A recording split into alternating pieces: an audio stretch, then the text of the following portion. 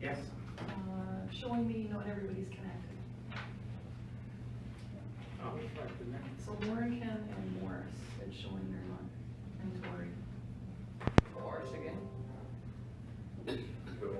Okay. Connected? Or connected? I don't know.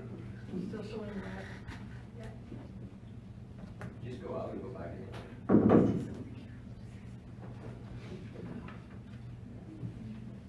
That's right. I've never.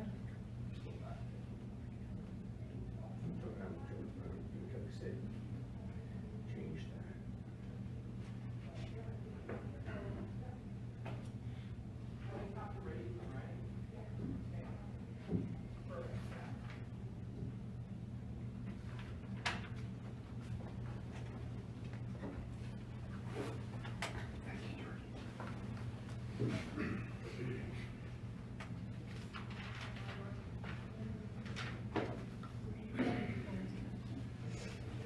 So just Tori and Morris. So Ken, Ken's is Ken's okay? Ken's okay? Just Tori and Morris. Oh, now Ken's red now. Yeah, I know, because I signed out, because I showed Liz my Look, everything is fine over here, so sure, your issue.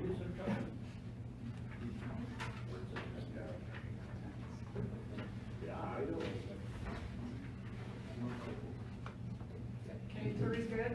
Good. Is Morris now?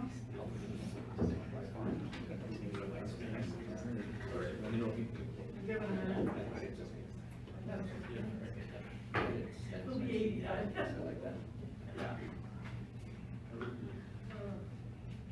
Did you go up, George, and then go up? I think everyone else did. Decided to load to get to it.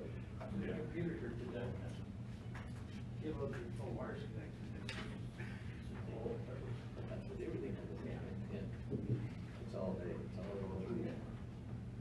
So that's what happened. You might as well. We don't wanna see what happens. Okay, we're good. We're all good now? Good. Okay, so we have a motion from Claus for the conservation of the agenda.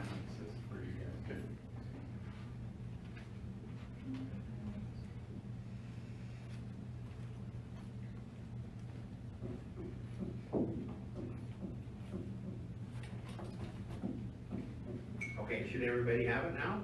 I got it. Okay, go ahead and vote.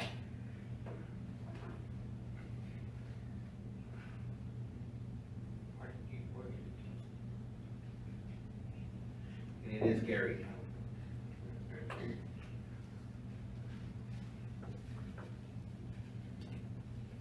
Next is the confirmation of the minutes for number one, the organizational meeting, October 17th, 2019. Any errors or omissions or anything missing out of those? Ken?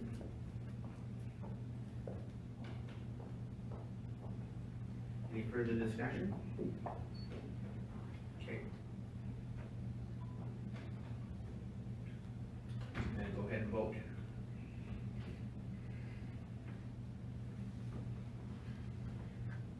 And it is carried.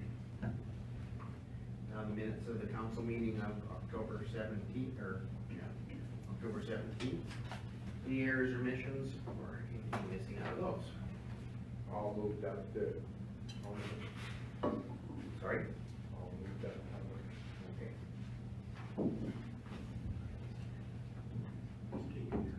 Any discussion on that? Seeing none, please go ahead and vote. That's carried.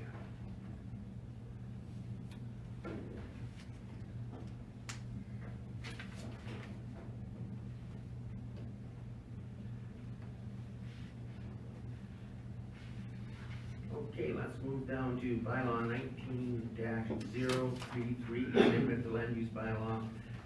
Darius and Cheryl Nickel from rural agriculture to rural general industrial, the portion of the east half of the northeast. No? Mr. Chairman, that's at 10:30. Oh, doesn't have a time on my,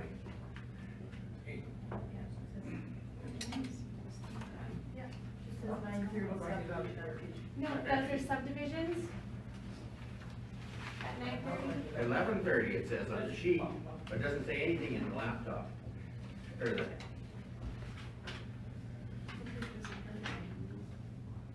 It's going to be added and updated. so we're not doing that? The public hearing is at 10:30. Oh, okay.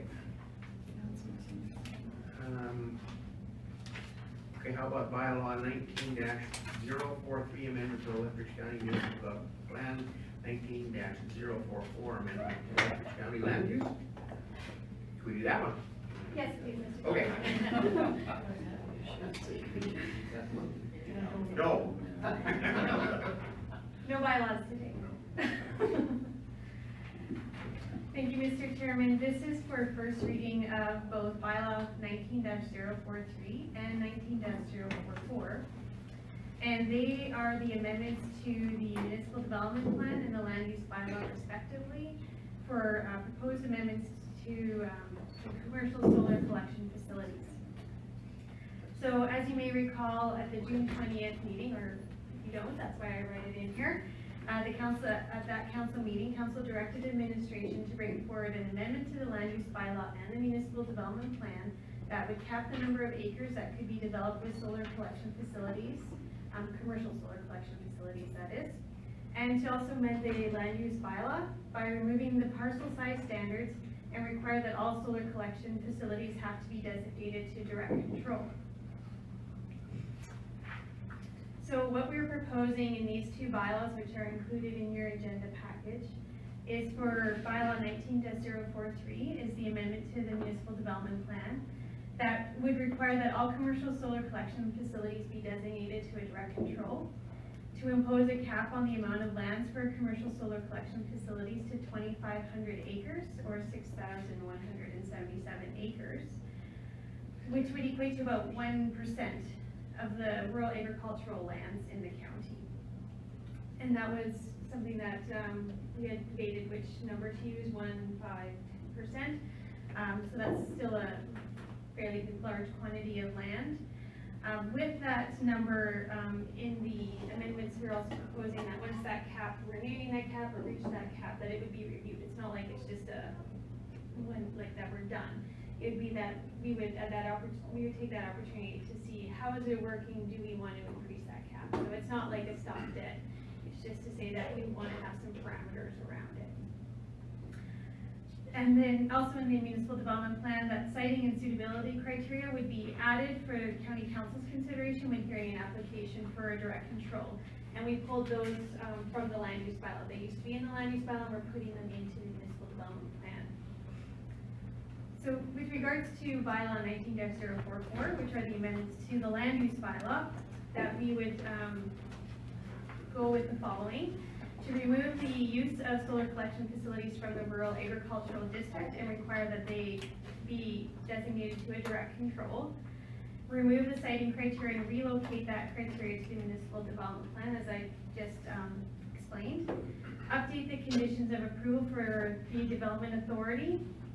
And then remove the requirements for notification and public consultation on a development permit, because there would be a public hearing process. So there would be public involvement with regards to the public hearing itself.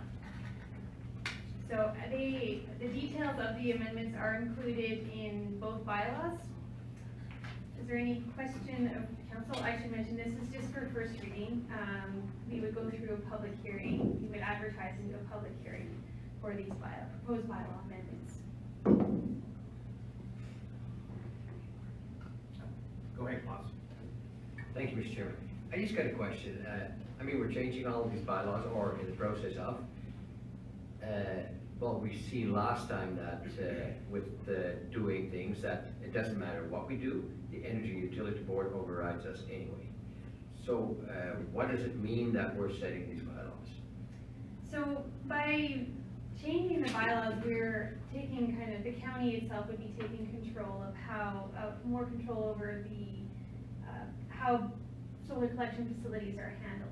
So even though the AUC did overrule the county in terms of their approval, we went through this same process the last time. We went through they went through the application of a direct control, which wasn't included in the bylaw before. We had the limitation on the size. We had 80 acres as the limitation to the size of solar collection facility you could have. So we're taking some of those out so that we're building in a bit more flexibility. What I heard from council is that maybe those regulations were too restrictive. And so that's why we're going with these changes. And that council wanted to be more involved. That's why we're going to a direct control. So those are all ways that the county itself is taking more control over, and council is taking more control over how they want to see solar collection facilities evolve in our municipality. And yes, at the end of the day, I guess if you get an application that's on prime agricultural land and you say no, and the AUC says, well, we're gonna approve it anyhow, well, that's still a process that's there. I mean, we can't prevent that from happening. But we would have better guidelines if it's within our municipal development plan than in our land use bylaw, because that's a higher standing document in terms of how it fits into the planning hierarchy and the municipal the Municipal Government Act. So I think that these changes would provide people coming into the county with some more, oh, well, I can locate in the county, I have to go and apply for a direct control, instead of saying, no. That's being very bluntly what people have been hearing, because we've been following what the regulations are in the land use bylaw. This allows for a little bit more flexibility, more open discussion on how we want to deal with them going forward. So I think there's some merit to it, understanding that there are limitations with regards to the AUC. I can't say that that's a norm though. You can't take the one incident and then say, well, it's gonna happen all the time. We don't know that. So I think this would be making us more prepared. Any other questions? So the one issue I know that they always brought up before was the closeness to a substation. So is that still, is there anything in here to indicate anything about that? I looked through it and I couldn't find it, so. No, we didn't add any, Mr. Chairman, we didn't add any specific parameters around proximity to a site, to a substation, but we did take out those size requirements, and we just said that priority would be given to lands that aren't like high agricultural land. So if somebody comes with a proposal, they can say, well, this is why we think this is a good idea in this area. And then you could evaluate it on the merits of that case. In addition, people can build their own substations anywhere. Yeah. So I mean, we've seen that in Vulcan County, the large solar collection facility that they're putting up in Vulcan County. They build their own substation. So the proximity to a substation is somewhat relative depending on the size of the project. Okay, thank you. Any other questions?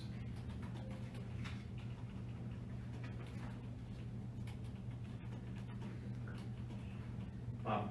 I'll move that county council review bylaw 1904 treat of Kristen. Can you include both of them in the same month? Can we? I don't see why not. Okay, and then approve 19044 Kristen. Okay. Is there any discussion on that? Questions? Okay, Lauren, whenever you can.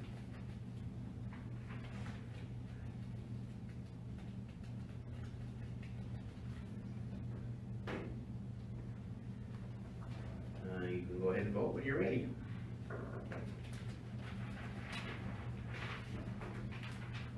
And that is carried. Thank you. We'll have the public hearing for this likely on December the 5th. Okay. Let's do bylaw 19-042 for information and protection of privacy. Bylaw, 19-042. Good morning. This is actually just an amendment to the existing FOIP bylaw. So due to some staffing changes, we only have previously had three staff members who were had the FOIP training required to do any FOIP request investigating that's needed. So with some of those changes, we just need to adjust the bylaw to change who has the authority as per FOIP regulations as a designated person which is a requirement of FOIP. So if you look at the bylaw, we're looking at changing it to the executive administrative assistant.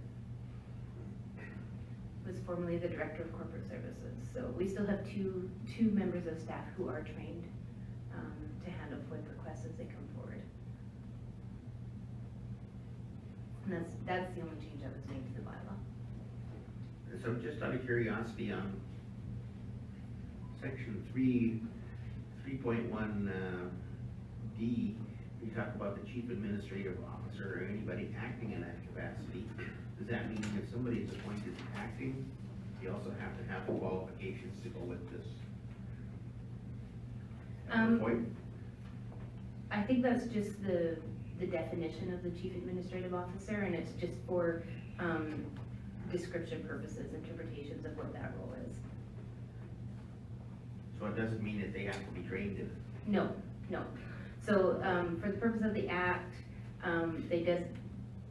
for FOIP purposes, the executive administrative assistant is being designated within this bylaw as the head of the municipality, which is the wording from the FOIP Act to manage the FOIP requests as they come in. Okay. Any other questions? Well, I'll move that we read bylaw, that we move bylaw 19-042 to be read the first time.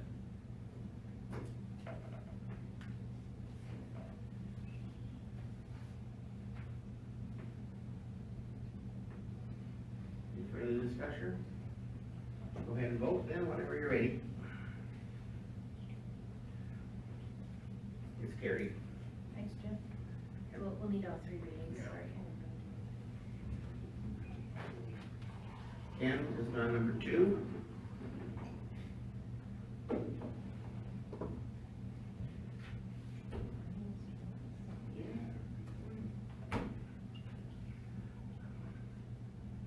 I tell you to go ahead and vote anytime you want. We have one absentee or, so go ahead and vote when you want. Technically in the room.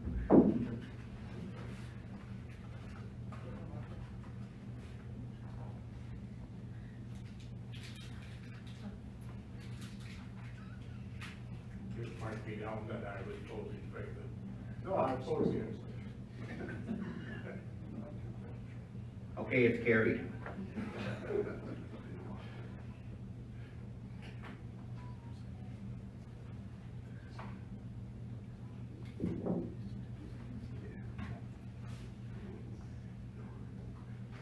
Okay, go to third reading.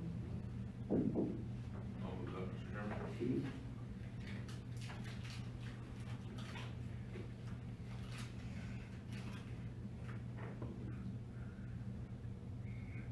Please go ahead and vote.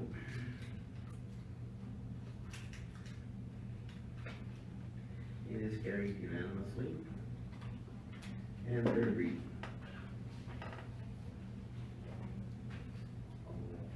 Ross?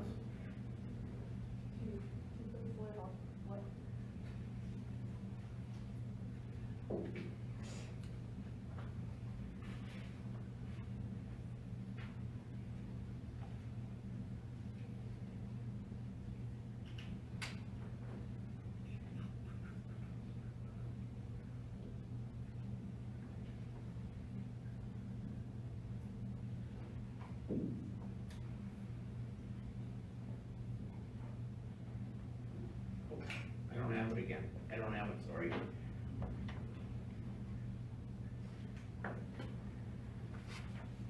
So go ahead and vote. I'll just vote by hand. Those in favor, go ahead and vote. If you have it on your screen, that is. And I vote in favor. So I assume everybody voted yes. Oh, good, we're okay, carried. Thank you. Thanks, Jim. We don't have time to do contribute, I don't think. No, that might be it. Oh,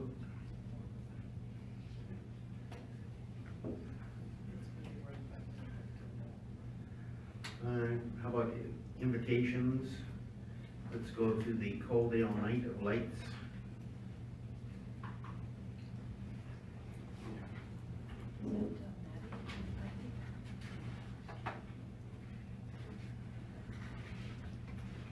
We need Matt. Larry, can you pinch it for Maddie? I'll do my best. You betcha. Thanks, Mr. Chairman. Good morning, council. So the town of Coaldale hosts the Night of Lights Parade annually, as I think most people are aware. Come on in, And Maddie. with that introduction, I will tag team and pass off to our communications coordinator, Maddie. I just started it. Maddie. Okay. That's all. So you're gonna net lights? Yes, thank you.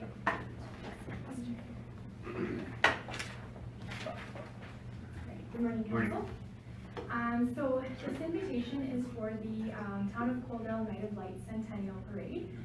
They host this parade annually. This year it is on Friday, November 22nd at 7 p.m. County staff are already gonna get the float ready and have somebody to drive the float in the parade. So the recommendation is that any member of council wishing to attend the Coaldale Night of Lights Parade scheduled for Friday, November 22nd at 7 p.m. be authorized to do so.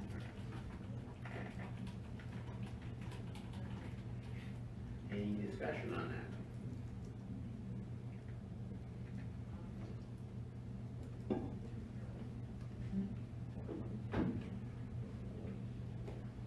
Steve?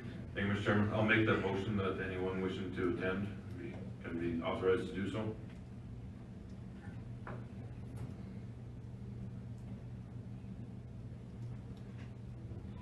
So we don't charge for this, this is on your own time. For parades. Okay.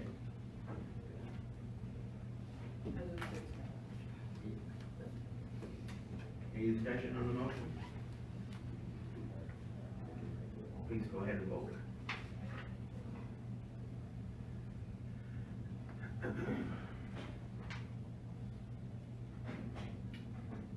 Carried. And I call down District Emergency Services Annual Awards ceremony. All right, so we received an invitation from Coaldale District Emergency Services, inviting Reeve Lauren Hickey, Deputy Reeve, I wrote this before the organizational meeting, Councilors Ken Benson, Tori Campbell, and Steve Campbell to the annual awards ceremony scheduled for November 30th, 2019. It'll be held at the Gem of the West Museum in Coaldale, from 6 to 11 p.m., dinner included, followed by an awards ceremony. Lethbridge County will be recognizing 3 members with awards for their years of service to the citizens of Lethbridge County. So the recommendation is that Reeve Lauren Hickey and Councilors Ken Benson, Tori Campbell, and Steve Campbell will be authorized to attend the Coaldale District Emergency Services Annual Awards Ceremony scheduled for November 30th, 2019.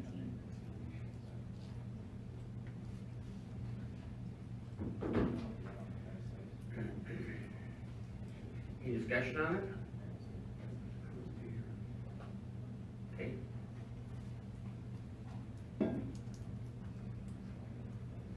Boss?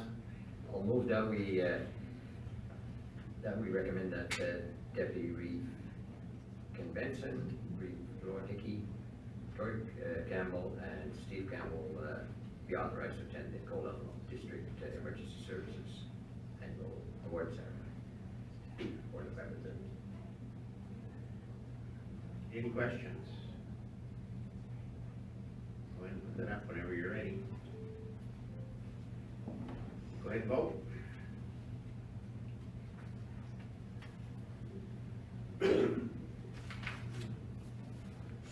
It is carried. So the next question might be who can go? Kenny can't go? Black Friday show. Okay, Tori? Tori? Then we better be down and better go to the bus.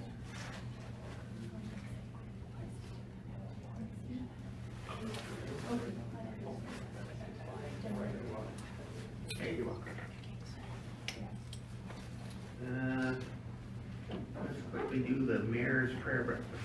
Okay, so we received an invitation for the Reeve to attend the 15th Annual Mayor's Prayer Breakfast on November 30th at the Sandman Signature Lethbridge Lodge. The event is held by a group of churches in Lethbridge who wish to support and honor Lethbridge and area leaders. The recommendation is that the Reeve or his designate be authorized to attend the 15th Annual Mayor's Prayer Breakfast scheduled for November 30th, 2019 at the Sandman Signature Lethbridge Lodge. I've been a few times. It's kind of an interesting thing, and we do recognize, I know the people who are out picking up all the needles and stuff, and clean up downtown, they do have them up and recognize them. Actually kind of nice for them, so.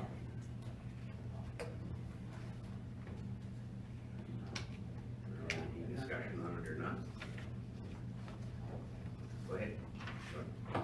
Thank you, Mr. Chairman. I would move the recommendation that the Reeve or his designate be authorized to attend the 15th Annual Mayor's Prayer Breakfast.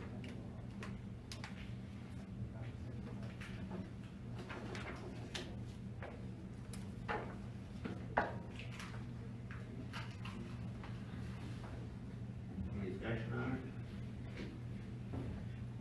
Call for the question, go ahead.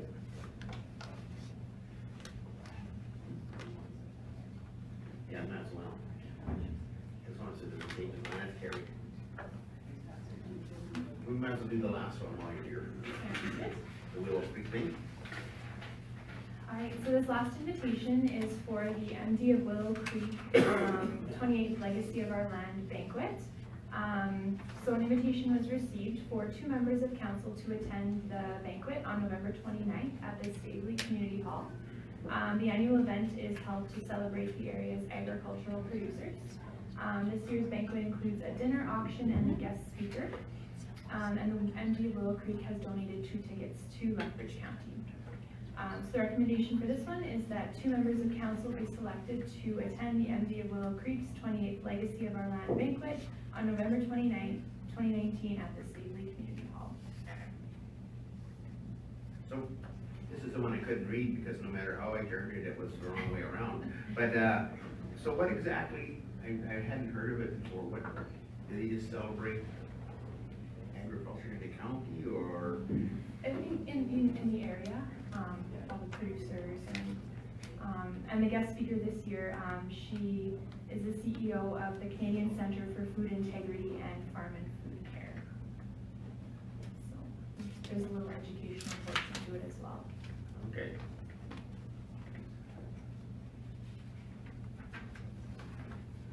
Sorry, I don't have the actual report in front of me. I think it said cocktails are at 5:30 and dinner is after, so it's in the evening. That's a Friday night. Morris? Yeah, thank you, Mr. Chairman. Do you know, we're gonna send 2 because we got 2 invitations, but I would like to go to, so there could be more. Is it how much is it to, if you would then? Councilors and through the chair, that wasn't included in the letter that we received, I don't believe, so I could definitely find out how much a ticket would be.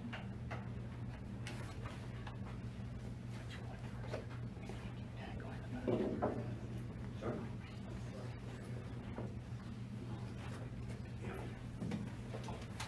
So, you wanna make a motion, one way or another? I'll move that one. No, that's for a public hearing. Council, go back. There's no sign for subdivisions. Sure, we'll check in. Give them up to, Okay, go ahead and vote.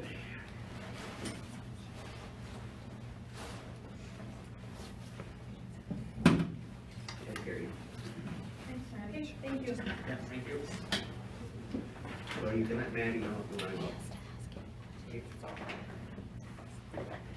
So at 9:30,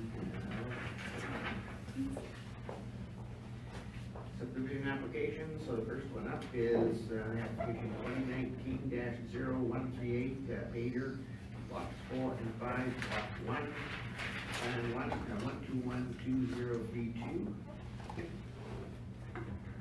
Thank you, Mr. Chairman. This is the first subdivision application for today, and it is for Mr. and Mrs. Pater, and they are looking to subdivide their 2 parcels, as mentioned, into 5 parcels. This plan is located in the existing Pater subdivision, and there was an amendment to that, there was a area structure plan done for that, indicating that further subdivision could happen once they developed a stormwater plan, which they have done for the entire area. With that, I'll let Steve go through the planning comments and the recommendation. Mr. Chair, good morning, everyone. This application in front of you is, as described, for part of Mr. Pater's subdivision. Probably the last phase of the subdivision, unless the owners get together. There is a possibility the area structure plan is done for some resplits, so to speak. For this area, which is the south side of the road there in the cul-de-sac, as described, Mr. Pater has 2 titles there, some existing residences on there.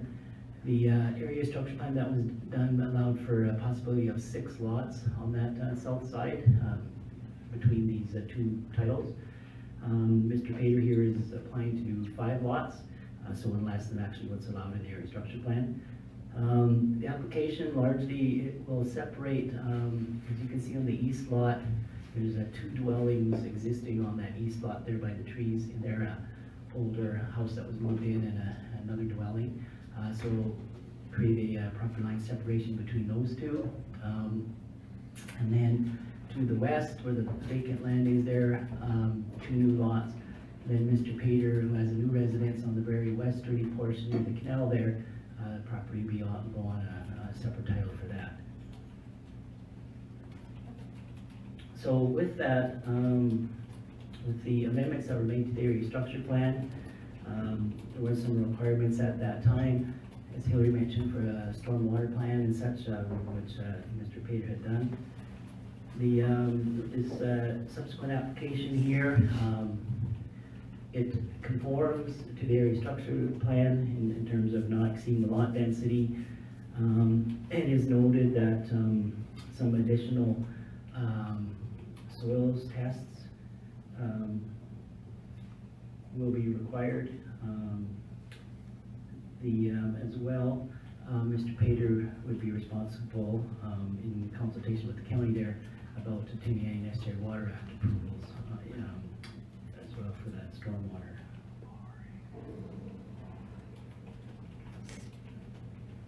So as part of the circulation here, there were no objections or concerns received. Just got a subsequent comment in from APCO Pipelines since the agenda was sent out to you. They have no objections, don't require an easement or anything. I have recommended an approval to you on it based on, it does have the group country residential zoning in place. It does conform to the area structure plan along with the stormwater plan that was done.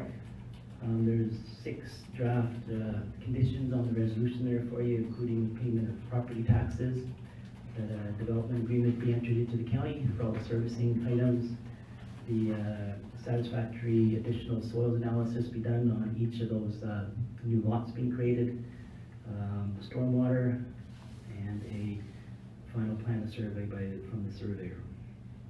And then just a blanket, number 6 condition would just be a blanket easement. If any of the utility companies do, there's a couple we hadn't heard from requiring an easement.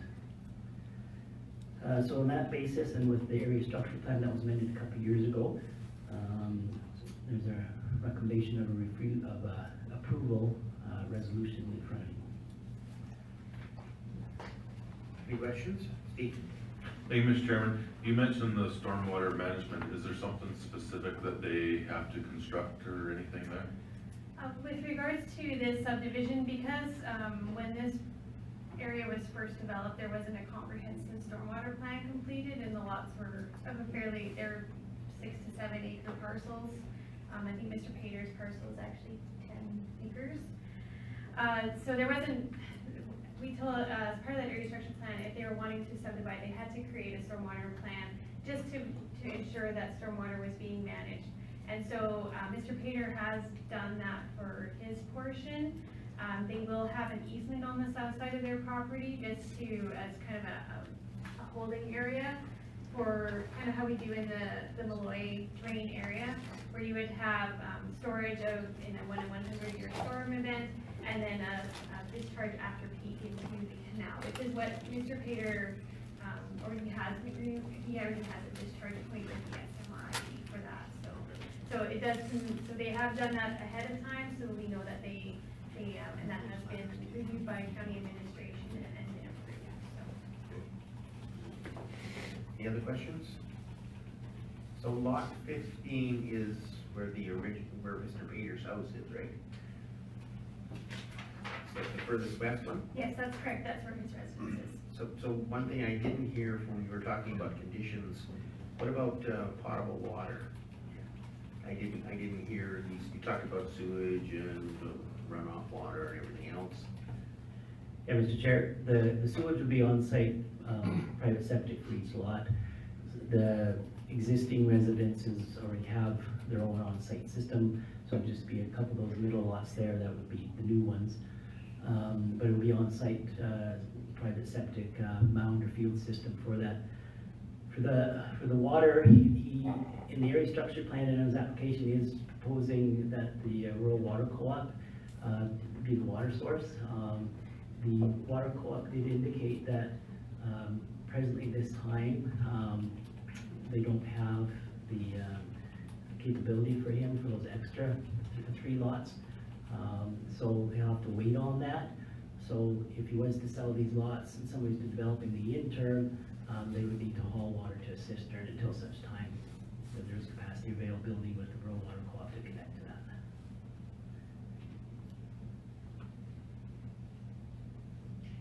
So then, do they have the right to use a dugout to treat the water?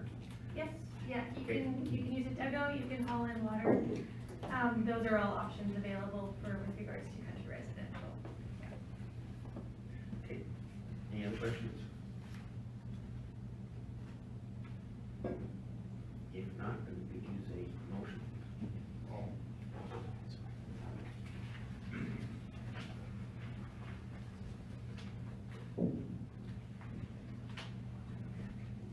Morris, you moved it? Yeah.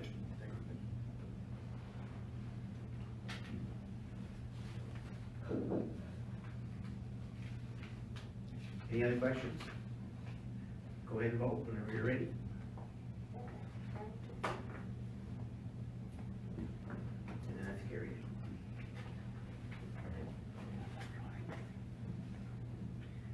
Number 2 is subdivision application 2019-0-141, Goodfellow. It's at Diamond City. Thank you, Mr. Chairman. The second subdivision application, as mentioned, is in the hamlet of Diamond City. Mr. Goodfellow had previously come in asking to sever or subdivide off his residence from his existing title, leaving a remnant title and his residence. That application was refused as there would be an additional title there that would not have water and wastewater service to it, because there is, right now there's no capacity for an additional sub-in Diamond City. So in discussions with Mr. Goodfellow, it was recommended to him that if he wanted to proceed to have his residence subdivided, and that he could consolidate his 2 field areas, sorry for the, I'm just not sure what to call them. They're not really agriculture, but he uses them for hay and pasture land for his horses. To consolidate those 2 titles together, so starting with 2 titles and ending with 2 titles. And as per the application, Mr. Goodfellow was agreeable to that. And so bringing forward today is the application to subdivide a 1.12 acre parcel from 8.13 acre title, and then consolidate that residual title to the pasture hayland to the north, so creating one larger 13.8 acre title. And so this would meet the criteria of the our subdivision criteria. And Steve will go through the planning comments and the final recommendation. Yeah, Mr. Chair, as councilors familiar with this application, because a similar incarnation was in front of you a few months back. As described, Mr. Goodfellow's earlier application where he wanted to take the small yard out there and have a standalone residual, which he was turned down on. Mr. Goodfellow did not want to appeal that decision. So he came in, had a meeting with CAO Mitchell and Deputy Reed Benson, I understand, is a productive meeting, and decided to resubmit this application with the change that he was now okay with doing the consolidation of his residual pieces, so that you wouldn't have that extra standalone title, that wouldn't have a hamlet stub-in connection for the water and sewer. So that's the application in front of you, which is the change from the earlier one. Just to review once again, the yard portion wants to subdivide out there, which would be on the smaller 1.21 acre portion. It's towards the east 3rd Street. There's a dwelling there along with tree shelter belt, some sheds and such. One of the things he will have to do is the property line will be cutting through one of those smaller buildings, one of the animal shelters, so that'll have to be removed prior to us signing off on the subdivision, so there's no encroachment cutting through that building. There will be even though with the consolidation there's access on the west side, but up here over to 3rd Street there will be left a panhandle that comes in.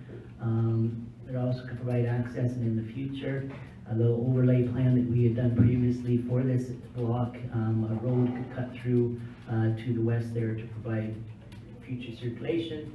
In the future, if the hamlet water sewer is upgraded and there's capacity there, that then they could subdivide and do an additional lot, so we'd be able to cut a road through there. So it's planned on that basis that we'd have room for that. So with the consolidation, the application now does conform to your bylaw. There will be no standalone separate title in addition to what's currently in existence. As Taylor described, he started with 2 and he will be end up with 2 titles, no separate title. During the circulation of this, there was no objections or concerns received. Alberta Transportation has granted an approval there because of the proximity to Highway 25, that was a requirement. So they have no concerns with it. It takes access off the internal road, Hamlet Road.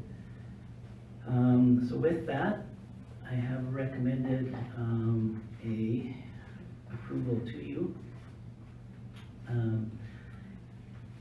As well, since the agenda report came out, APCO Pipelines responded on this application as well. They do not require any easements or any have any concerns. So an approval of this would involve the provision of municipal reserve. I would suggest that you would take the payment on the smaller 1.21 acres, and that we'd register a deferred reserve caveat on the larger hayland area and save that for the future. If once hopefully services are available, that they could come back and we subdivide more hamlet lots there, and that you would take it at that time. And then the other conditions would be the standard property taxes paid, that they enter into a development agreement with the county, that the plan be provided by an Alberta land surveyor that consolidates the adjacent 6.87 acre parcel that Goodfellows own. That would create a larger 13.8 acre title between the 2 portions. And that'd be tied together on a plan, registered land title, so it could be re-subdivided without coming back to yourselves for an approval. And that fifth, that the animal shelter that encroaches over the proposed new property line be physically removed to the satisfaction of the county prior to us endorsing the subdivision. And then again, the blanket utility easement. So those 6 conditions and the payment of the municipal reserve to the county, A recommendation of resolution for an approval is in front of you. Any questions for Steve or Hillary? So just out of curiosity, is the line going through behind the first row of trees or the second of the subdivision? The second, in behind the second.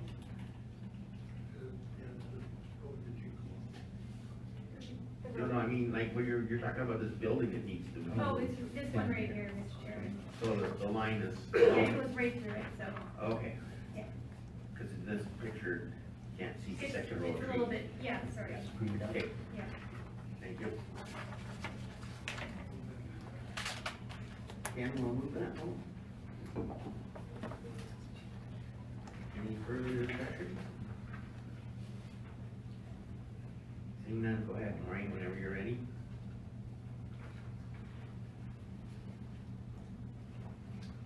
I'll go ahead and vote when you're ready.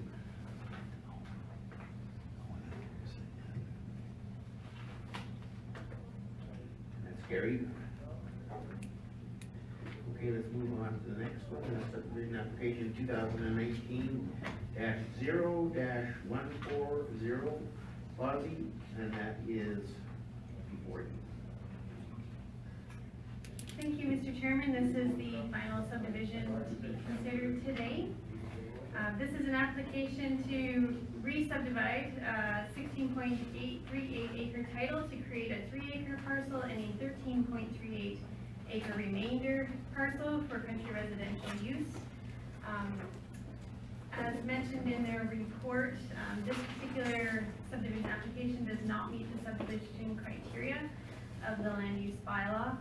So I'll let Steve go through the particulars of the application, plan comments, and the final recommendation. Mr. Chair, this application in front of you, as described, is to re-subdivide or re-split an existing title that's 20 acres in size, just located a little bit southwest of Nobleford, in half a mile of Highway 23 to the west of that. There is an existing title on the northwest corner cut off by the irrigation canal that's existing. The applicants are looking to re-subdivide that 16.3 acre title and create a 3-acre title in the very south corner adjacent to the canal where you can see the existing residence and yard is. And then there would be a remnant 13.38 acre parcel to the north of that. So normally in some of the applications you see in front of you, the county does have a policy that does allow consideration for a resplit or re-subdivision of title 20 acres less in size. And this title that we're starting with is below that at 16.3 acres. The existing title was created as a fragmented title back in 1997 as it was physically cut off from the remainder of the quarter section because of that irrigation canal. As you can see in this quarter section, there's a few subdivisions that have gone on due to the layouts of the canal in there, and some of the existing yards and uses are there.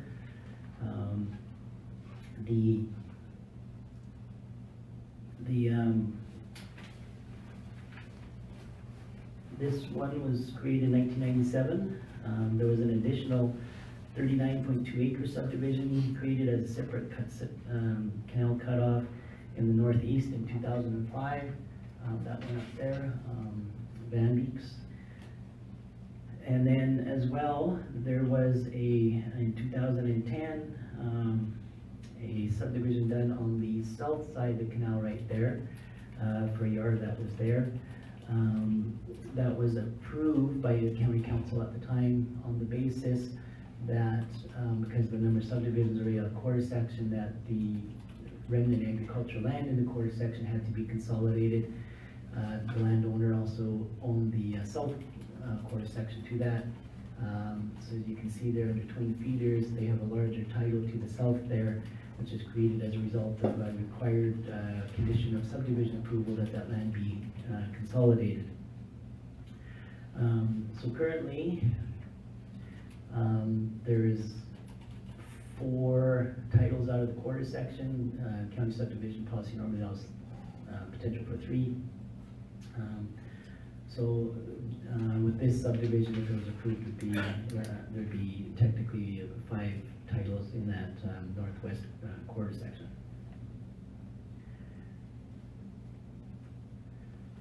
In part of the review of the application as well, it is noted that there's a confined feeding operation located south of this with a permit for 1,650 beef finishers and 4,800 swine feeder bores, which is confirmed with the NRCB.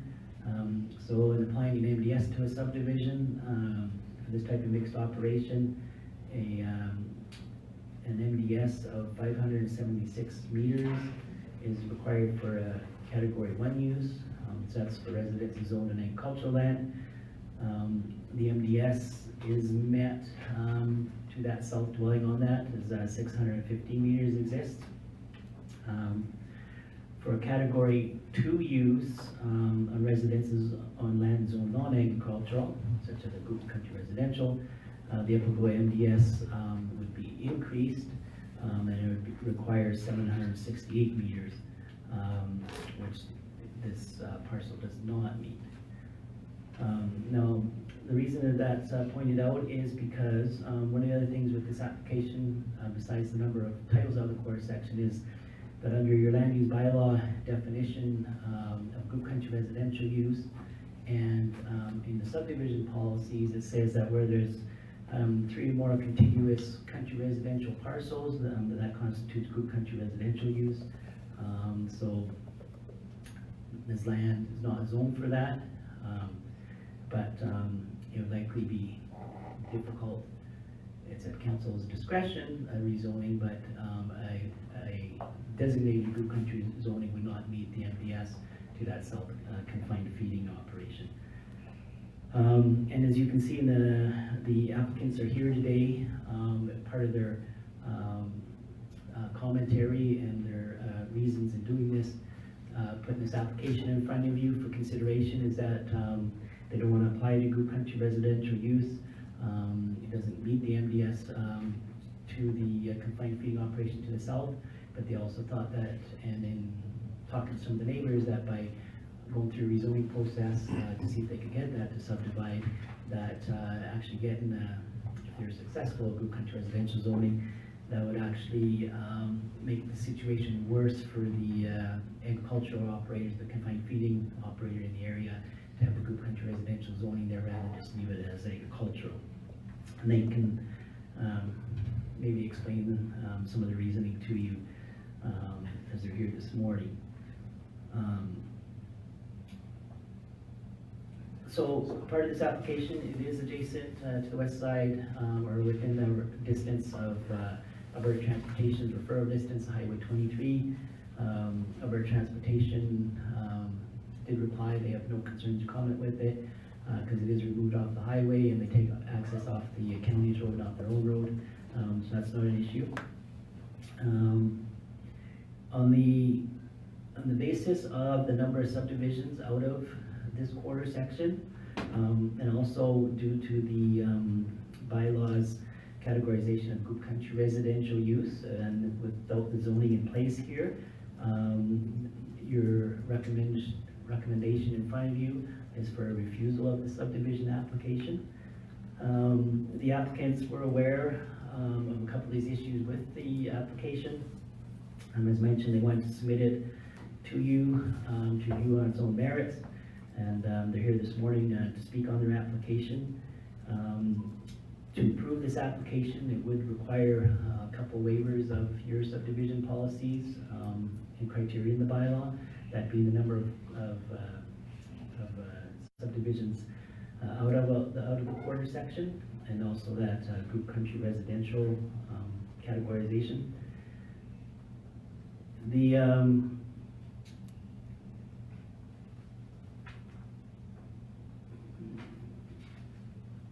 application itself, they have indicated that The yard would be serviced in a similar fashion to their existing yard, which is served by the rural water co-op and the on-site private septic field system if it was created. They had mentioned that at this time, they had no real plans for that north land, other than remaining as agriculture or hayland, whatever, but once the title is created, house is a permitted use, so somebody could come in and apply for a permit for that.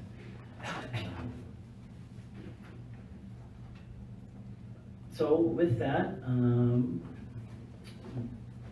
the recommendation in front of council is, based on the bylaw, is for a refusal.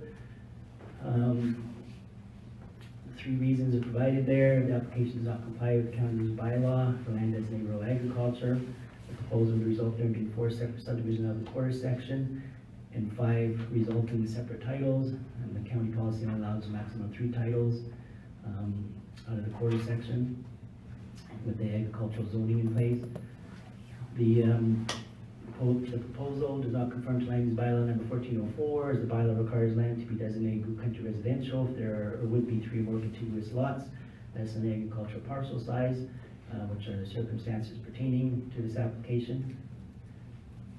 And 3, the subdivision or resplit of a 16.3 acre parcel to create 3 acre parcels would require the 2 subdivision policy waivers in order to approve the application.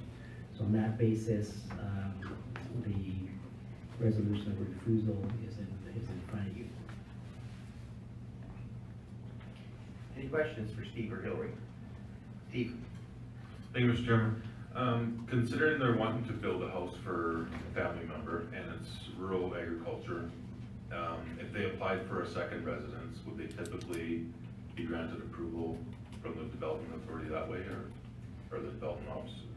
So, when looking at a second residence on a title, so it's considered a discretionary use under the rural agricultural district as long as you have a minimum of 4 acres. So they would meet this parcel size.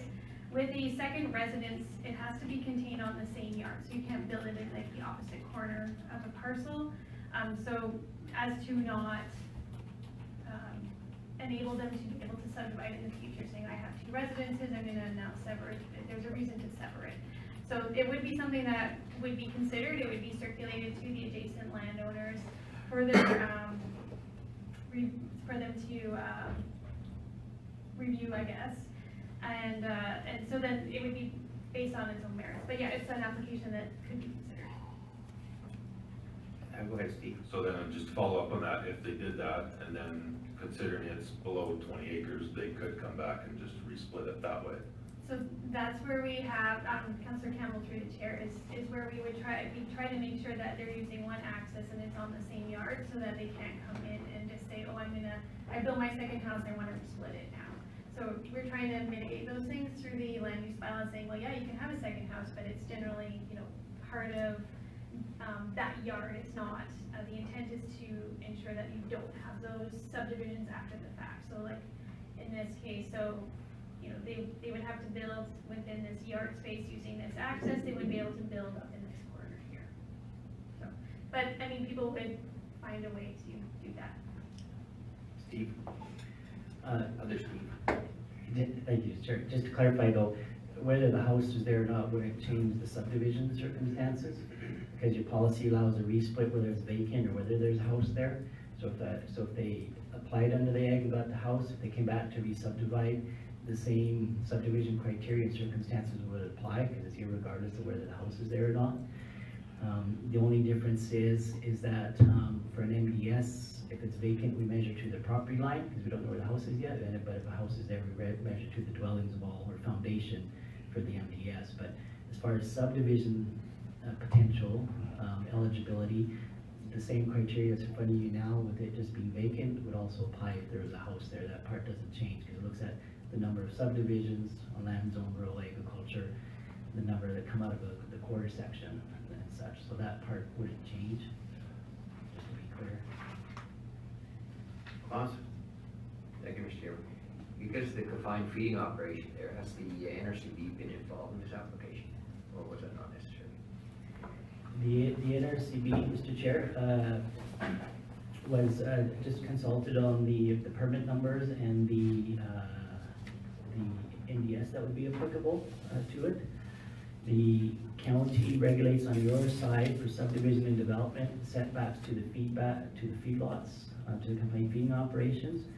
The NRCB doesn't regulate on that side, they only regulate if the person was to come in to want to expand that type of thing, what that distance might be towards subdivisions or houses that are in proximity, whatever. So, they would only do it the time that somebody applies to them for a new permit or an expansion or something like that.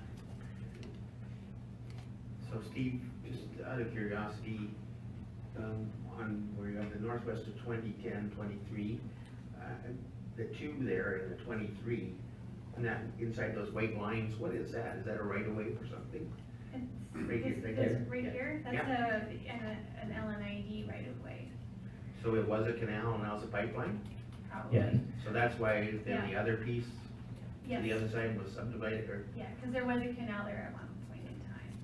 and then but my other question was, the feedlot is, fine tuning operators right there. Yeah, How do they get access? Off of the Range Road. Range Road 23-5. So then the highway is not, No, there is no, grid there's no system. access off of the highway. yeah, but then, oh, sorry, Are you- it's only a half a mile between that road and the grid. Yeah, or the highway. that's Yeah. correct, Oh, yeah. okay. because I don't know if you recall, but the old highway is to the east, and then the new highway is split there, whatever, so we just have the half mile between two county roads, so it's different than most. Okay, so then my next question is, it's a fragmented quarter because of the canals the way they were, Mhm. and that's why it was separated, so is that not considered to be a kind of a natural subdivision? It's just like having a highway through it? Well, they were able to sever off where this piece was because of the canal originally, yeah. Because it was one title before, Right? and so they subdivided this was subdivided off in 1997 Yeah. originally, as a cutoff. Right? Yeah. And what about the other one? Was it severed as a cutoff too? That This, was, Yes. this one was severed as a cutoff, so then they had 3 subdivisions out of the quarter section, which was the maximum. And then in 2010, this one was applied for and received because they consolidated the 2 agricultural titles together. so you didn't end up with any more titles? Yeah, That's right. you started with, in that case, it was, this typical, you start with 2, you end with 2. So that's how they got that one. So, but this quarter section it's a bit fragmented, as you say, and as you can see, because of the canal system in that area. So then my next question is, the confined feeding operation is currently not able to expand irregardless. Is that correct? Well, they can always apply, and the NRCB would circulate it, right? So they would, but it definitely would, there's some limiting factors to expansion because of the number of residences that are around. As you can see, there's residences that are obviously closer than the ones that are up here too, so. There probably would be limited in how they could expand in the future. Yeah, Mr. Chair, they'd have a little bit of wiggle room, because 576 meters is required, and 615 meter exists, so there's over 160 meters there, so whatever, so they have a little bit of an expansion to the current situation. But it would be limited. Once you start adding more residences into the area, it just compounds that, the inability for them to expand, yeah. Okay. Are there any other questions? Okay. So who owns the property just west of the confined feeding operation? This one? Yeah. It's just, I don't know, it would be an acreage owner. Is that an acreage too? Is it cut away? Yeah. Okay. Yeah? Just a clarification question, because I'm not sure how it works here. The natural severance pieces, as the chair alluded to, so you're only allowed so many, obviously, in the fourth, but the natural severance piece, does it matter if it just happened, or they applied for it, or it's just considered one of the severance? Yeah, it's considered one because you have that, either a highway, a canal, or something that was if you didn't create that Yeah. encumbrance, so that's why we allow for that severance, because somebody created it. It was a natural one. Yeah. Yeah, okay, thank you. Created. Yes. Yeah. Somebody gladly gave you a subdivision. Any other questions? So now you indicated that people are present and they wish to. Yes. If council wishes them to present. Go ahead, Nick.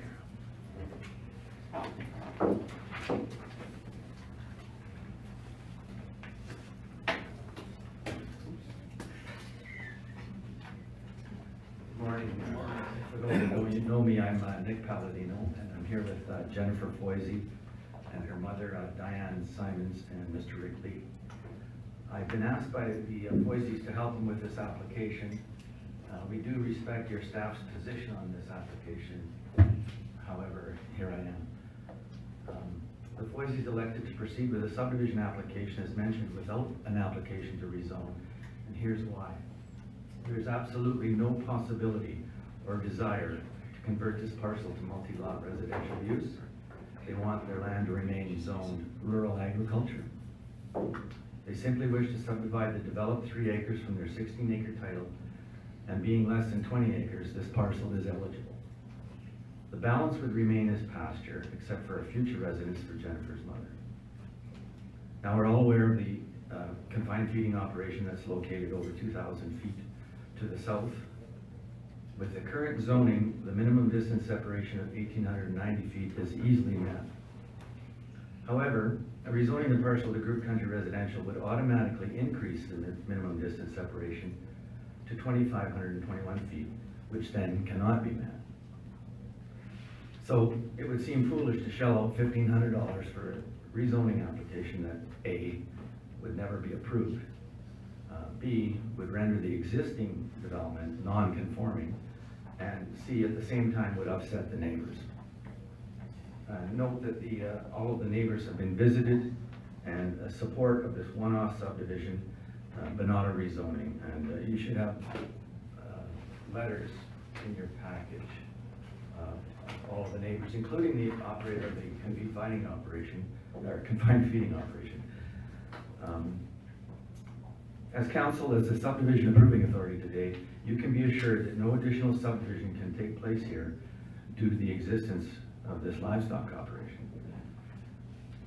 In closing, we trust common sense will prevail. With this catch-22 situation, if there ever was justification for a waiver, this is the appropriate situation to grant one. And that's what we respectfully request. Page 46 of your agenda outlines how this can be accomplished. Thank you for your time. Any questions for Mr. Palladino? Okay, thanks very much. Thank you.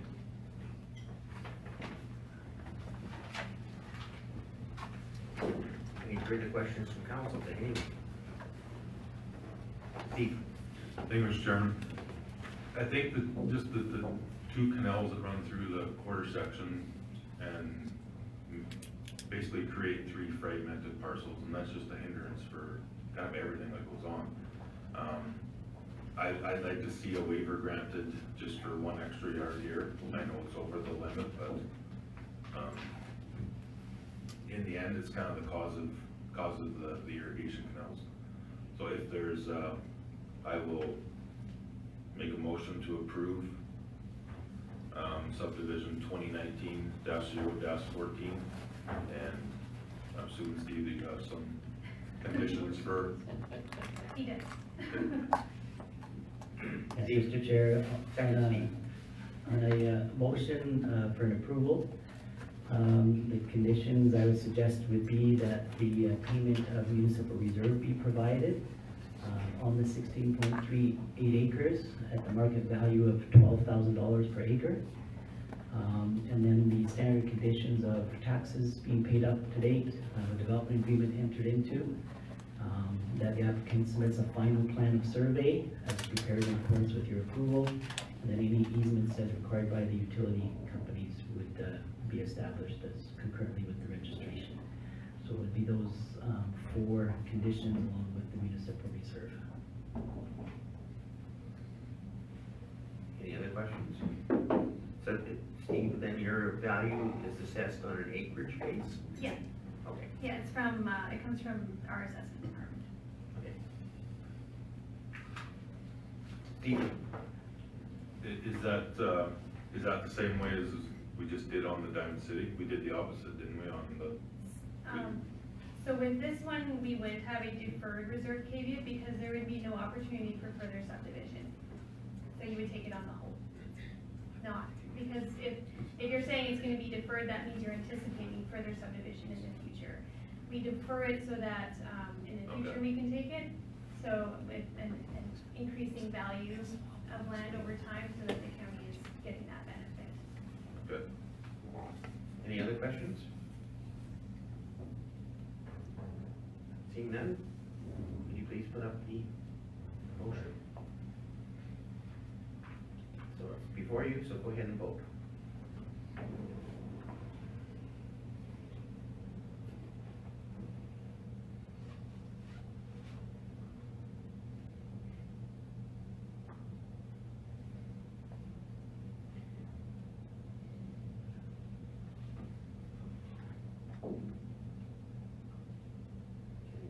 You're not, oh, there you go, it's carried.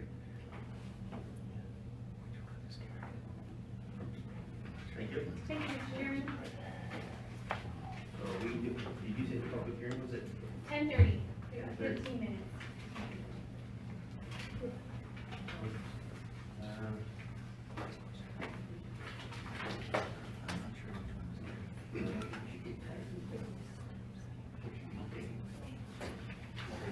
Yeah, we can take a few minute break.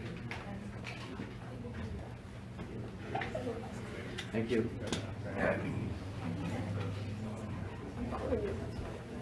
Yeah, I know, I know. You got time to do that.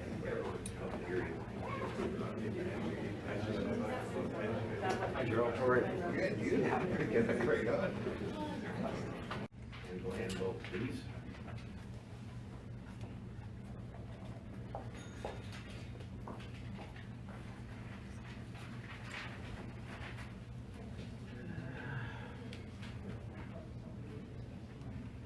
You don't have it, Ken?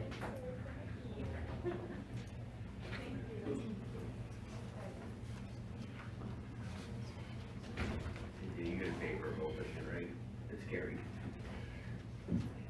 So the date of public hearing is for bylaw 19-033, and I will turn it over to Hillary at this time.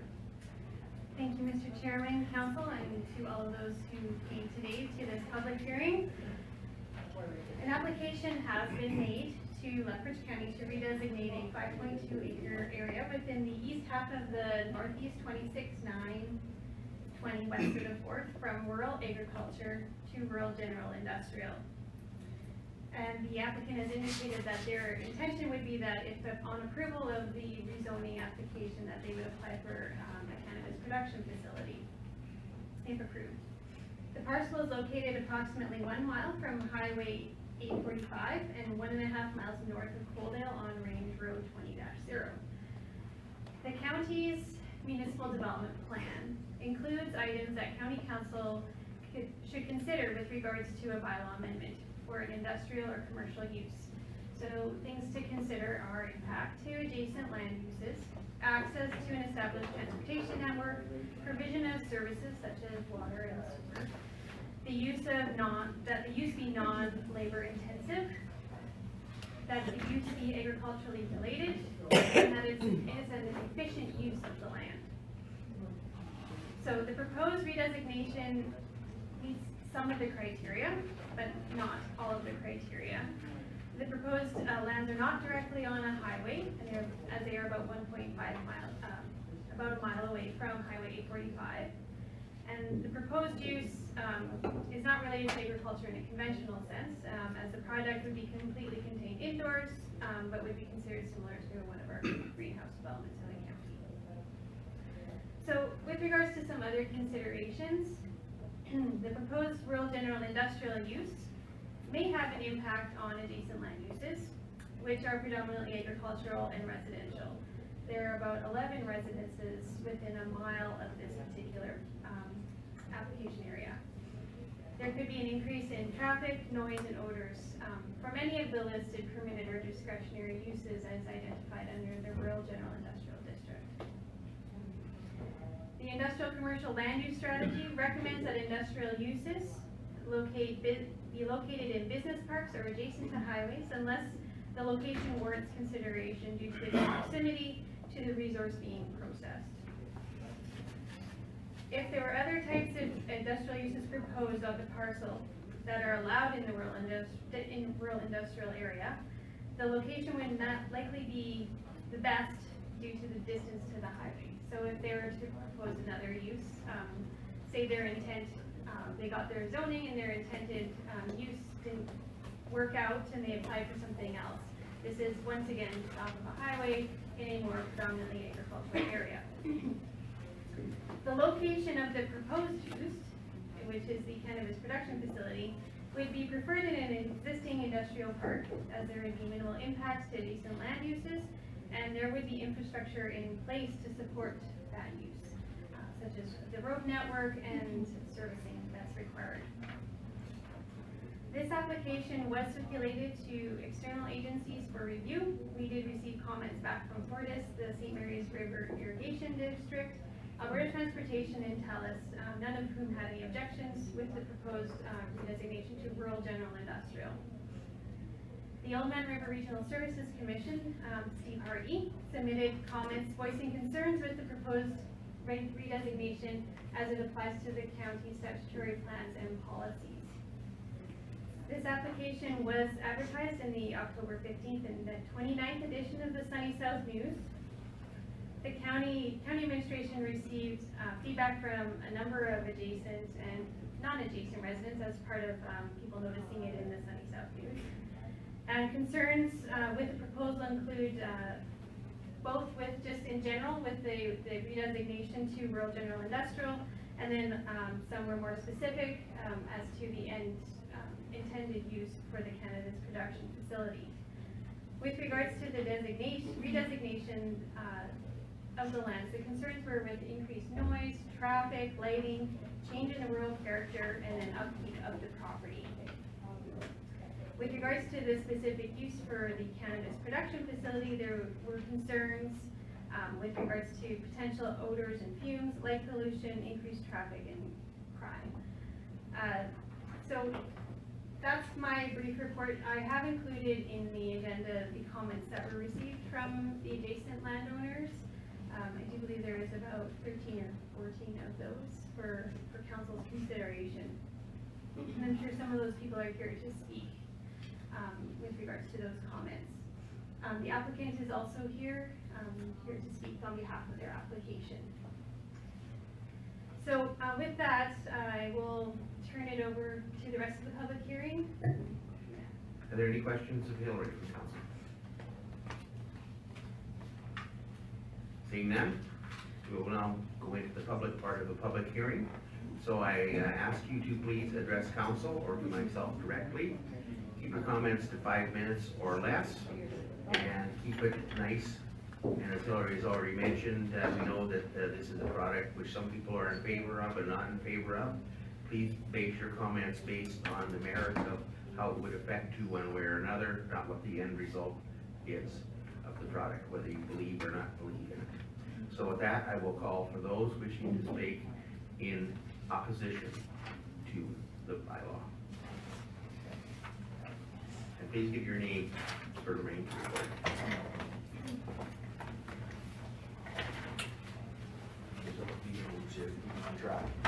Your mic's not on. There he's coming, there he Absolutely great. Thank you. Thank you. Honorable Reeve Hickey, Deputy Reeve Benson, and councilors, thank you for your time this morning. It's Keith Duncan. I was just going to mention my name. Okay, Thanks. sorry. My name is Keith Duncan. I'm a longtime county resident and close neighbor. Just northeast of the proposed bylaw change, just on the top left of the screen, you can see the corner of our property there. I would like to express my strong opposition to this reclassification of this property. I have several reasons why I'd like to cite that. I will be brief. Firstly, I want to note that this application is actually somewhat misleading. The 5.25 acres that the Nichols have indicated are non-farmable is simply not true. Part of that property is currently being farmed. You can see that on the Google Earth image. Part of it is not farmed because of a very shallow dugout that exists there. It would take very little dirt work to make that farmable. The remainder of the property is covered by buildings and trees, which we all know is non-farmable. Any yard that exists is non-farmable. So secondly, Lethbridge County has an excellent municipal development plan in place. It designates areas where industry is best suited without interfering with prime agricultural lands or county residents. Changing the classification of this prime agricultural land sets dangerous precedents, in my opinion, and opens a Pandora's box for the entire county. In 2013, Council passed bylaw 1404, and I quote, "The purpose to foster orderly growth and development within the county." Since that bylaw was implemented, there have been 8 amendments of land classifications from rural agricultural RA to rural general industrial RGI. All 8 have been consistent with the municipal development plan that you have in place. I urge you to stick to your plan. It's a good plan. In relation to cannabis production facility in general, many counties and municipalities in Alberta and other provinces are already having to deal with the enormous issues that cannabis processing production facilities are creating for them. You don't have to go far to find news and information about that. Light, odor, traffic, crime are but a few that they have to deal with. My question is, why would we want to open that door here? Ask yourselves these questions as you ponder this application. Does this type of facility enhance our quality country living? And is this the best course of action to serve the interest of the county and its residents? Secondly, would you want this facility across the road or next to your country residents? Keep industry where industry belongs, fellas and ladies. Thank you. Thank you, Mr. Duncan. Are any questions for Mr. Duncan? None. Thank you. Is there anyone else wishing to speak in opposition? Good morning. I'm Sandra Duncan, and I live adjacent to the property also. I've lived there for 21 years, and I've witnessed some really beautiful crops grown in that area. I believe that we need to keep agriculture as agriculture land, prime agriculture land, and not make it into industrial. My father and my grandfather both were farmers in the county, and they instilled a love for the land to me, and they also said to me to make sure I take care of the land that is before me. And my dad would say, we are so blessed to live where we do in Lethbridge County to take care of that land. They aren't making any more of it. I also am strongly opposed to the cannabis production because of the quality of life in our community. It would change our community living. There's lots of small children in the neighborhood, many families that live there. And as was already mentioned, traffic, lights, noise, crime, just to name a few, and health concerns for people. We don't know what that would all entail at this point. So with that said, I strongly oppose this application, and I thank you for your time today. Thank you. Any questions? Thank you. Anyone else wishing to speak in opposition?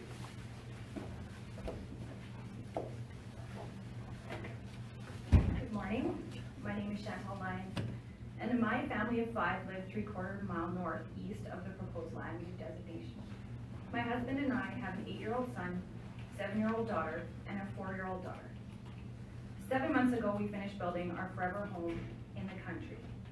We moved to the country for fresh, clean air, quiet, and peacefulness, as well as a sense of safety and security in our tight-knit community in the country. We are strongly opposed to the bylaw 19-033 to redesignate the 5.25 acre portion from rural agricultural to rural general industrial to allow for a cannabis production facility. The change in bylaw would bring a very large increase in heavy traffic to our Range Road 20-1, bringing decreased road conditions as well as safety issues. The proposed location of the production plant is at the bottom of a small hill where you are unable to see oncoming traffic from either direction. My husband and I drive this road at minimum twice a day to and from work. 2 of my children currently ride the Palliser school bus to and from school down this same road, not to mention 2 other private school buses full of the neighborhood children. An increase in heavy traffic up and down a blind hill would increase the chances substantially of an accident. The odor from the growth and production process of cannabis emits a strong skunk smell. Our property is northeast of the proposed site, and in this area, we have prevailing southwest winds. Our forever home will be directly in the line for receiving these unpleasant and offensive odors. My 3 children spend a minimum 2 to 3 hours a day playing outside in our yard. We will be affected 24/7 from this smell. Unable to open our windows in warm weather due to the pungent smell. Cannabis production plants not only grow plants which emit a strong odor, but they also burn their plants to test and rejuvenate them. Even with government-required filters, there will still be an unpleasant odor. There is currently insufficient research and data available to ensure that the exposure to these odors and fumes created by such a facility is safe for human health. There are over 70 children under the age of 18 within a 1.5 mile radius of the redesignated land proposal. 70. That where this facility will be on. Our community's health and overall quality of life would be compromised. To conclude, same question for all of you.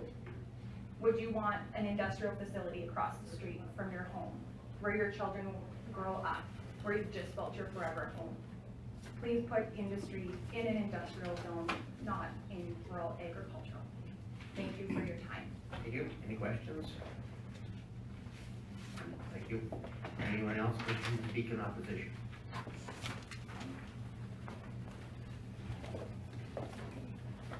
Hello, my name is Lindsay Lusink, and I'm speaking on behalf of myself and my husband Kevin. As you can see on the map, we live basically right across the road from this proposed site. You can see this up there. So on behalf of my husband and I, we would like to thank you for taking the time to listen to our concerns about the rezoning of this land. As we have mentioned in our letter, we strongly oppose the changing of land designation to industrial, and furthermore, do not support a cannabis production facility.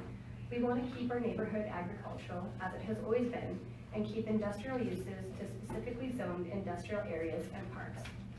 A change in land designation to industrial will bring an increase in traffic, noise, harsh lighting, and will compromise our local families by adversely affecting their health and safety. More traffic will compromise the safety of our neighborhood families, specifically children and pets who ride their bikes and walk along the gravel road. We have 3 school buses drive by our house twice a day, carrying our children. Heavy traffic will cause road deterioration at a quicker rate, leading to potholes and ruts. All of these things can increase the potential for accidents and the possibility of fatalities due to collisions.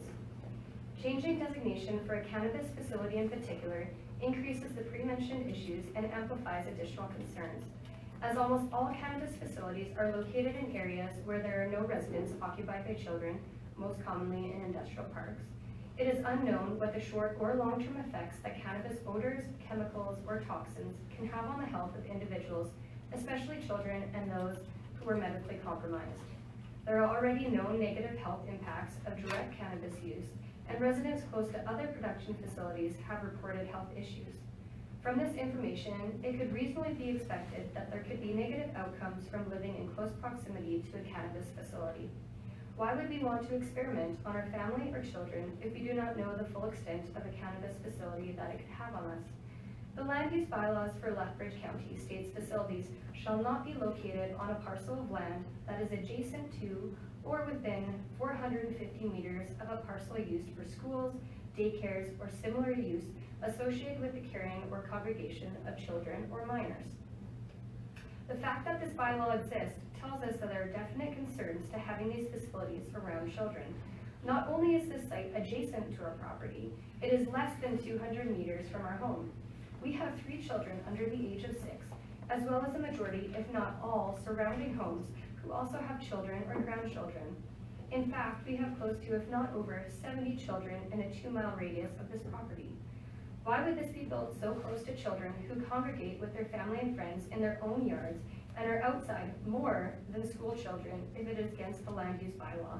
We often have groups of children and adults gathering together to enjoy our outdoor space. Should our children not deserve the same protection and courtesy as schools and daycares? Is it not our duty to protect our children? These are children who would not only be there for a portion of the day, but who would live and sleep in the vicinity of the facility. In addition to having a potential for increase in rural crime, a cannabis facility will also bring with it strong odors which will impact our family and the ability to enjoy the property and be outdoors. My husband and I have dreamed of living on an acreage since we were young and have been saving every penny over the last decade to fulfill our dream. We purposely bought this in this area because we wanted to have a quiet, private place that we could spend all of our free time enjoying the outdoors and to join a community who placed an emphasis on supporting our agricultural industry and who cared for our neighborhood families. We did not purchase a home in an industrial area, nor did we purchase a home in a high traffic area with strong odors, lights, and a potential for health or safety issues. We have connected with over 20 of the households in close proximity to the site, and every one of them have voiced their opposition.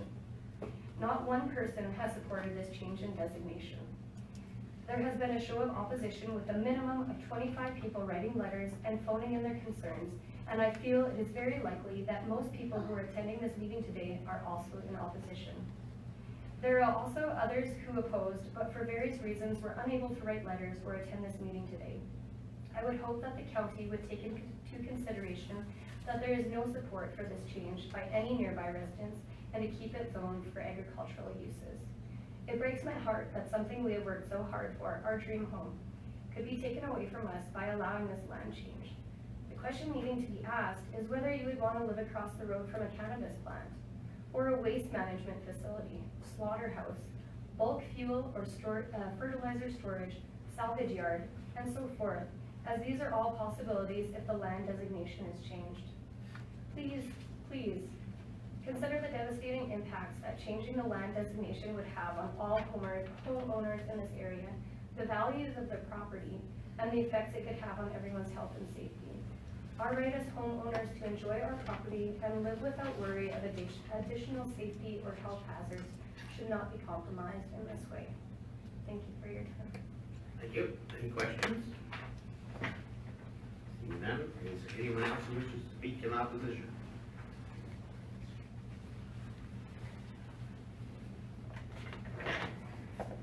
Good morning, Lethbridge County Council. I just wanted to substantiate a few points. Myself, Patrick Fiffner, and my wife Carmen, were both strongly opposed to this redesignation as well, and I agree with all points that were made here in opposition. I just wanted to substantiate a couple things. Prior to the previous landowners, Jagelski, my father and I, we rented this land for 18 years, and I just have concerns over the proposal suggesting on 3 occasions that this land was not farmable. And over the 18 years that we farmed it, we never seen any flooding in this proposed area, which seemed like that was one of the reasons why this was unfarmable. During that time that we farmed it, rented it, that area was used by Mrs. Jagelski for her cattle, and that was a shallow watering hole for the livestock to drink from. The other reason I wanted to speak as well was what Chantel Lyons mentioned about the safety of the road there, with the hill on, directly to the north. It does create a blind spot, and in fact, Mr. Jagelski, the previous landowner, he was killed there in an automotive accident because of that blind spot. There was a vehicle traveling in excessive speed, southbound, and he turned into his yard, and there was no reaction time for that driver to make any avoidance, and he was killed there. So with increased traffic and turning into this yard too, it just places more safety upon the roads there as well. So thank you for your time. Any questions? Is there anyone else wishing to speak in opposition? Is there anyone else speaking in opposition? And last call, is there anyone else wanting to speak in opposition? Seeing none, is there anyone wishing to speak in favor?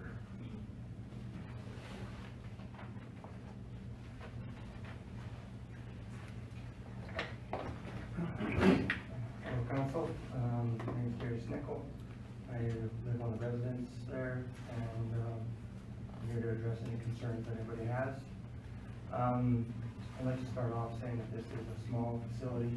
It's 3,000 square feet.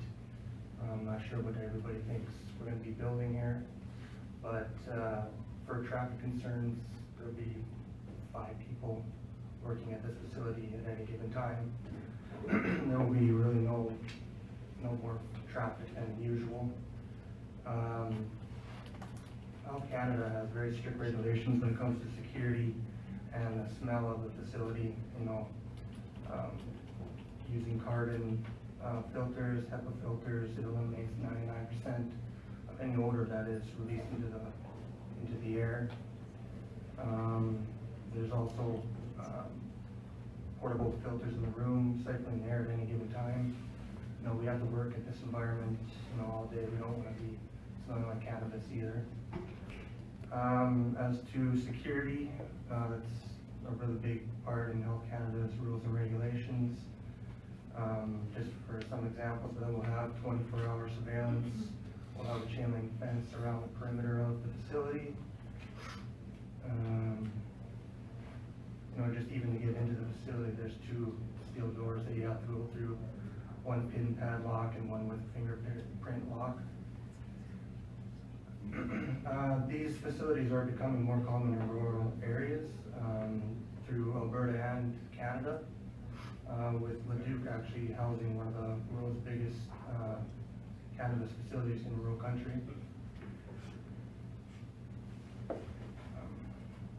I understand that there's concerns with if we are denied licensing for this, that we can come to the council and ask for any other industrial operation. For starters, we have to build the facility to specs of what Health Canada has before we can even apply for licensing. We're not going to invest $250,000 into something and then just walk away from it. I've talked with Health Canada about this scenario, and if we are denied for some reason, we're allowed to come back, make it compliant, and reapply for the licensing. I've also talked with some consulting agencies about it. They are willing to step in and make it compliant if for some reason we're not able to do it.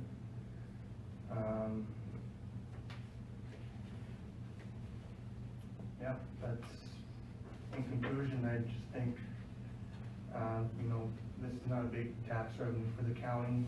We're not going to be employing 100 people, but this is supporting our families, possibly 3 other families that have lived in the county of Lethbridge for our entire lives.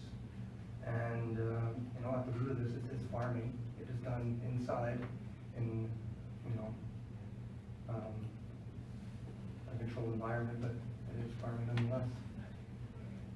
Thank you. Thank you. Any questions? Steve? Thank you, Mr. Chairman. Just one question on water quality. What would Health Canada's requirement be for that? Is it potable water? So for what we're doing, we're going to be building a dugout. We talked to SMRD about it, and they have no objections to it as long as it is metered to the facility. It'll be a reverse osmosis system that would be applied to it, so it'll just go through that system and then it'll be used for growing. Any other questions? Thank you. Is there anyone else wishing to speak in favor? Is there anyone else wishing to speak in favor? And last call, is there anyone else wishing to speak in favor? Seeing none, does council have any last questions? Hillary, do you have any closing comments?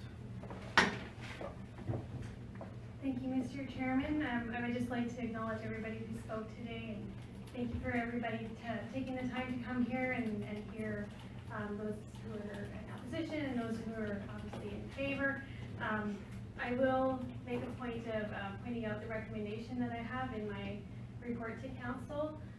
Given that the application doesn't meet our industrial commercial land use strategy for the location of an industrial use, and it doesn't meet the majority of the requirements that we would have in our municipal development plan for also the redesignation of a property for commercial or industrial use, that administration does recommend that the application be refused upon second reading. So I'll just leave that with council for closing. Thank you, Hillary. Does council have any questions of Hillary? Last call for questions. Are there any questions? Seeing none, could I please have a motion to close the public hearing? Hans?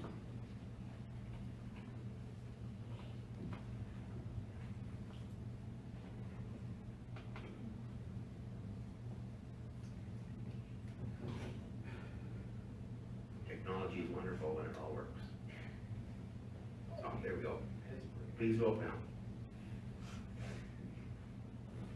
And that is carried. So now you've heard the evidence presented both in favor and in opposition. It is now your choice to move on with a recommendation for or against. So, does council have any questions or discussion at this time?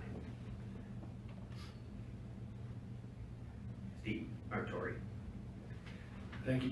Thank you, Mr. Chairman.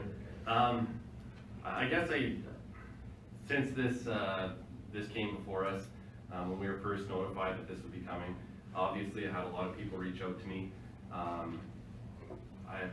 guess I have a couple things that I want to say about it. For starters, as Hillary said, thank you to everyone that did reach out.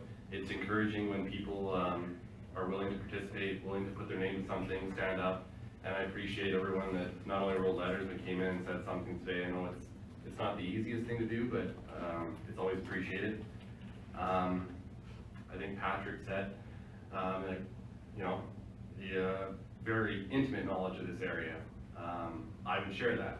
I rode on one of those school buses that was mentioned for 12 years, 13 years, I guess, if you count kindergarten, up and down this yard. And everybody that's from this area, I know you all very well, and I know that you're all well-intentioned, and I know the quality of life that you seek in this area. I guess I would stress to you that while agriculture is our backbone, and it is obviously of the utmost importance to council, agricultural producers can't bear the burden of this county alone. We have a lot of aging infrastructure, and we have a lot of wants and a lot of needs. So it is a priority for council to look at ways to expand our tax base, to encourage business, to encourage activity. But in saying that, it's obviously a delicate balancing act. We have to find a good fit for everything and try and spread, like I say, spread that burden. One of the letters that I received said that they were quite upset that we would even encourage, or sorry, not encourage, but even allow this to come forward. And I just want to say to that, I guess the Nichols have every right to make this application, and I support them in making that application and having this discussion and starting this discussion today. I think at the end of the day, I myself personally, I would like to remove the cannabis element from it for this discussion, and I had a professor in university, and he always talked about the widget factory, if you were building widgets. So I'm gonna borrow that, and if this was a widget factory building widgets, I couldn't support it. I can't, as it sits right now, I cannot support this application because of the designation, because of a lot of the challenges that you guys have mentioned in your presentations today. And I'm, like I say, I would just like to remove the cannabis element from it for my purposes. I see this as an application to change the designation, and I can't support that. So I guess in closing, thank you very much to everyone, and thank you for your time today. Thank you. Anyone else wishing to speak? Council.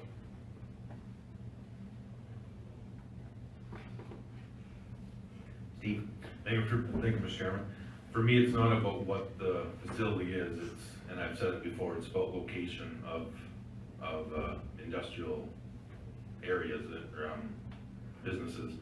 There's a lot of times there becomes conflict between businesses and residential area, whether it's a farming area, there's still obviously lots of residents, so yeah, for me, it becomes location for every business. There's a fit for it, and I just don't think this is the fit for it.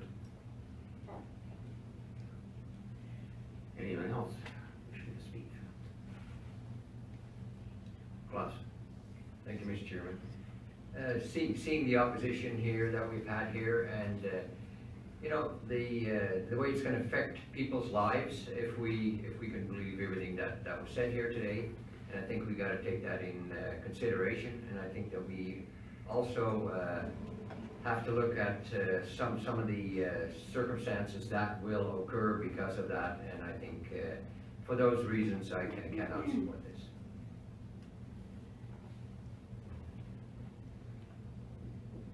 Anyone else wishing to speak? If not, you can certainly use the motion. Tori? Thank you, Mr. Chairman. I would move second reading of bylaw 19-033. So before I call the question, are there any questions to that? Any discussion? Seeing none, Rain, could you put the question up, please?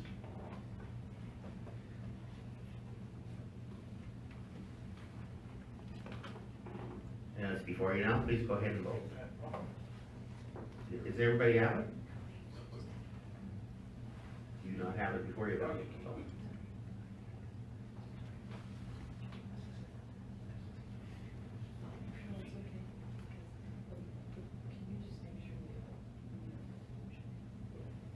So, moved that bylaw 19-033 be read for a second time. So you vote in favor or against? And no decline or abstain.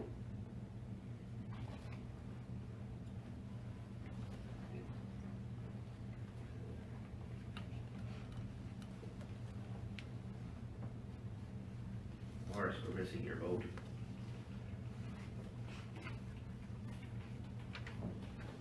And it is defeated. Again, I'd like to thank everybody for coming in this morning. As Tori and everybody else has mentioned, it is a difficult thing to do sometimes. And certainly it is part of the process of getting to where we do allow industrial development and not. And clearly this does not fit the categories the county has set out. So it was defeated as of that. So thank you very much for coming today.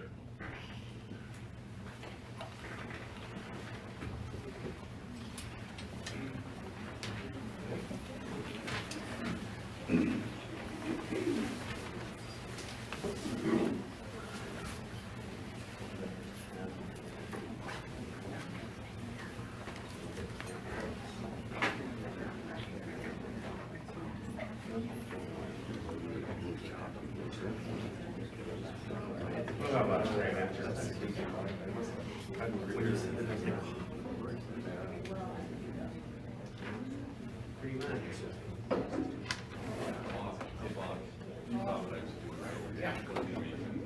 Yeah. Actually, technically.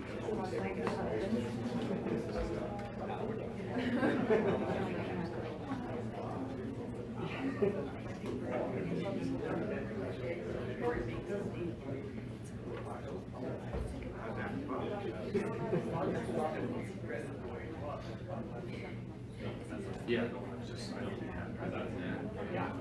that's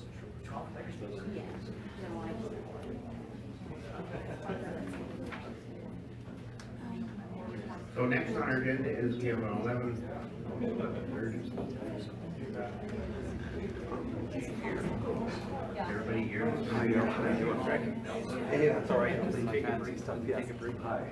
Nice to see you. Good, yeah. How are you? Are they taking a break? Not necessarily. We're scheduled for 11:30, but since you're here, if you want to go ahead and just go just Okay. Waiting. So Larry, is there anybody else coming? I don't believe so, Mr. Chairman. It's just kind of a matter between Strazas who are here, Mr. and Mrs. Straza, pardon me, and some concerns they have and they'd like to express Right. with my assistance to council. But we just have an 11:30 start time, so I just wondered if anybody else was coming. Should we wait for the 11:30? No, I don't think, in my opinion, it's necessary. That was just, initially we had the Strazas scheduled for 11 o'clock, but we anticipated the public hearing might go on a little longer, as in fact it did. But since they're here, and again, if you're willing to hear them at this point, I think they're ready, and we're not expecting, anyone else from the community to show up about Okay, this so matter. we're ready, so let's move on then to. Yeah.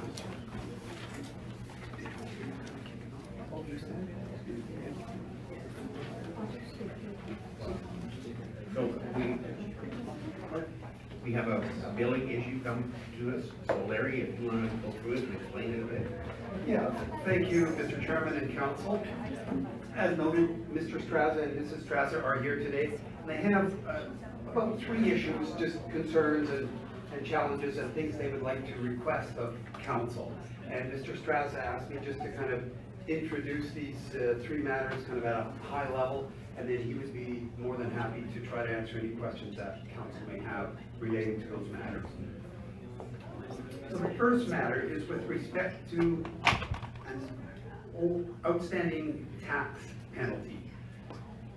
This began back in 2012 when the county's records indicate that the Straza's property tax payment was received on August 2nd, I believe, a couple days after the July 31st deadline. So an initial penalty was applied to the account. And then, in brief, without going through all the details, and certainly corporate services and taxation is not my area of expertise or my department, but to sum up, the amount accumulated over the years and was never paid. The Strazas did ask for clarification a few times. I don't think they always got necessarily clarity on what the outstanding charge was for, although back in 2016, there was a letter that came to council from the Strazas, and a request for a tax penalty waiver was presented to council, denied, and they were sent a letter. So in a nutshell, that's the issue with respect to the taxes, the outstanding amounts that were applied to the tax bill. Item number 2, there was a charge for response to a fire call to the Strazas property in 2018, and this response resulted in damage to their property equal to or in excess of the billed amount. And that damage was, Mr. Chairman, that when the fire department showed up, they found some bales on fire, some grass, and a fire kind of rapidly spreading. And they asked Mr. Straza to take a piece of his equipment and break up a large round bale that had been burning. According to the fire chief in Coaldale who responded, the best way to douse a fire when one of those large bales is burning is in fact to break it up rather than to just saturate it entirely with water, which is what I think they did as well. The bale became extremely heavy, and then when Mr. Straza went to kind of lift it and shake it, I guess, and break it apart with this piece of equipment, some forks on his machinery was bent. And maybe he can, explain that a little bit further if you have further questions on that. So that did result, again, in some significant damage and cost for the Strazas. There was no compensation or anything for that, it was just how it unfolded. There was another fire response call in 2019 to the property, and of course that was added to the fire bill. So there were 2 fires that were responded to. The second one, I'm not sure that's so much an issue, but the first one again resulted in damage to the Strazas property. The third matter at hand is that the county has assessed and taxed the Strazas property for more land than what was actually sold. What we mean by this is the property is deemed to, in our records, Mr. Chairman, to be 79 point something acres. I've got it here somewhere in the papers. But Mr. Straza recently had his property surveyed. He was looking at doing some subdividing. And in fact, the survey revealed that the property was, I believe, 77.13 acres. It was about 2.3 acres less than county records showed. And based on what we've seen with the copy of the survey that Mr. Straza presented to us and the records the county has on hand, back in 1990, a road adjacent to the property was widened. So property was taken from the lot, but that resulting reduction in the overall size of the Strazas parcel by about 2.3 acres, I'm talking in approximate terms there, was never somehow picked up or incorporated into the county's records. So since 1990, up until current, the property has been taxed at a rate that would be befitting of the property for the use and zoning and so on. Property 79.3 acres roughly, when in fact it should have been 77.13 acres. So Mr. Straza, or the Strazas again, they're asking for some concession there.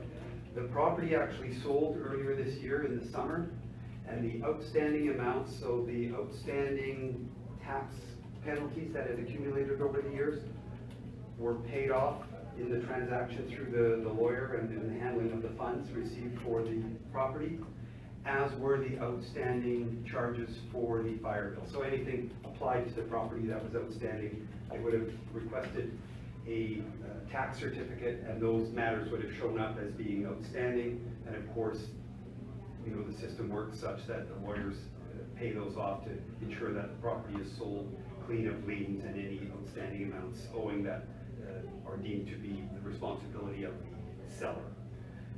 Mr. Straza claims, of course, that when that amount was paid to the county by his lawyer, he hadn't permitted it or consented to it, but again, I'm not sure and I'm not a lawyer, but my understanding is, they don't ask for your consent, they pay off what's required to ensure the transaction is made and it's a clean transition from one owner to the other. So summing them up, there are the 3 matters: the outstanding tax bill, the damage to the property as a result of the fire response, and the larger than it should have been by a small amount, at least for 29 years, taxation on the property due to the fact that it was smaller than in reality what it really was, though our records did not show that. So there is the summary of the 3 matters that Strazas bring forward to you today, and as I mentioned at the onset, Mr. Chairman, Mr. Straza offered, of course, to answer any questions or provide any clarification. I didn't maybe catch all the points, or he has some different perspectives on some of the information I was presented. Good morning, members. How are you today? So I'd like to start off first by thanking Mr. Randall for his efforts in helping clarify this. This has been ongoing with us for a number of years. And yes, like he said, my lawyer did pay this outstanding. He was not aware, though, that I believe in June we started working with Mr. Randall to sort this matter out. I'd like to maybe start with the first matter. Mr. Randall had mentioned that it was a late penalty on a tax, and that's not quite true. I did contact the assessor at one point, why this number was appearing yearly on my assessment notice. He said there's nothing outstanding, and that I should, he didn't know what it was for, and that I should write a letter saying that. That's what I did. So just to clarify a little bit from Mr. Randall's point, I did not write and request, to waive this penalty. I wrote to write and request this because they didn't know what it was. They didn't have any clarification. I suspected it was a water tag, which Mr. Randall found out. He says, oh, they didn't go back far enough, but that was paid in 2012. But yet yearly, this amount still keeps showing. It accumulates interest yearly until 2016, when I was again told, no, there's nothing there. So that's that. As far as the fire, I guess, I don't recall the chief being there, but one of the volunteers suggested that I use my tractor to move these bales around after they were saturated, and yes, it damaged the hydraulics. I was trying to figure out how I could print pictures and get information. Again, at this point, I would maybe just request to go through this, and if you require more information, I would be happy to provide that information, pictures, invoices. The second fire, again, yes, that was another response. Well, we weren't really too concerned with that. These things happen, like this fire came about 3 days after the actual burn, after it was extinguished. I wasn't even home. I went and checked, my wife and I, in the wheelchair, we checked every day, everything was out. I was in town, somehow this thing started burning beside, the wind picked it up. The neighbor actually came from the fire department. So I guess in that matter, I was hoping to resolve some of these other issues with Mr. Randall, and then perhaps, had this not been paid by the lawyer, we would have suggested that a bill be sent to H, because we're on H. It's an emergency response, and that would have been the first course to pay that bill. And so ultimately, this was all paid while we were being negotiating it. So those are some of our points. And finally, on the land, yes, it's the matter of the taxation of, the 79.5 acres when it was only 77.1 or whatever. But I think what happened somehow is when they made the road wider, they purchased a half acre. Because initially when we started before 1990, we had 80 acres. They widened the road, widened the ditches, and came down and said they were buying a half acre to do this. And they replaced the fences, put new fences. So it would appear, members, that obviously more land was taken than what was agreed to and what was purchased. They purchased a half acre, but now with this actual survey, there's more than 2 acres were taken. So we would hope to have some sort of compensation for that land purchase and adjustment on the taxation for that land. That's about what I can provide for now. If there's any questions, like I said, for item number 1 with that bill on there, we've tried, and I was told a number of times, conflicting stories. It's the water, it's a late payment. Mr. Randall said in 2015 there was a payment received on the 2nd. That could be true, but it would have been in the post system prior to that. So it could have been delayed in the mail system. And then my understanding was if it was postmarked prior to, then it would be handled. So do we have a copy of the letter that would come to council? Oh, go ahead. Thank you, Mr. Chairman. I have a copy of the report that was brought to council on August 18th, 2016. I don't have a copy of the actual letter, Mr. Straz's letter with it, but according to the report, it says that there was a late penalty because we didn't receive payment until August 1st, that the payment was issued on July 22nd, but due to the pending mail strike at the time, it was given to an employee to hand deliver, but he did not deliver it prior to the July 31st date. And we stamp those payments as we receive them any time after the 31st. So that's that point. And I did want to stress, I know there was some confusion with Mr. Straza when we were researching some of that, because there was some water key tag purchases that were added to the tax roll, and the amounts were very, very close, what was added and what was penalty. And that was part of, I think, when you're scrolling through the history in the system, that caused a little bit of that confusion. But according to the agenda report that was issued in 2016, it was a tax penalty. So again, members, just to clarify, when I called the assessor, in my letter, I just mentioned an employee, but I spoke to the assessor, and I was told at the time, nothing outstanding.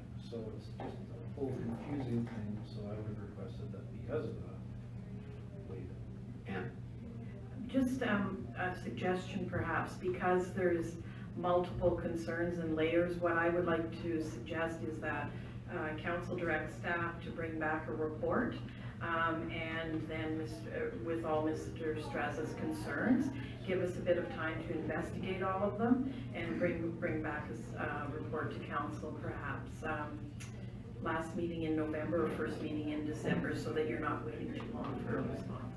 And if I could ask if there's any additional information that I be notified and I can provide that from.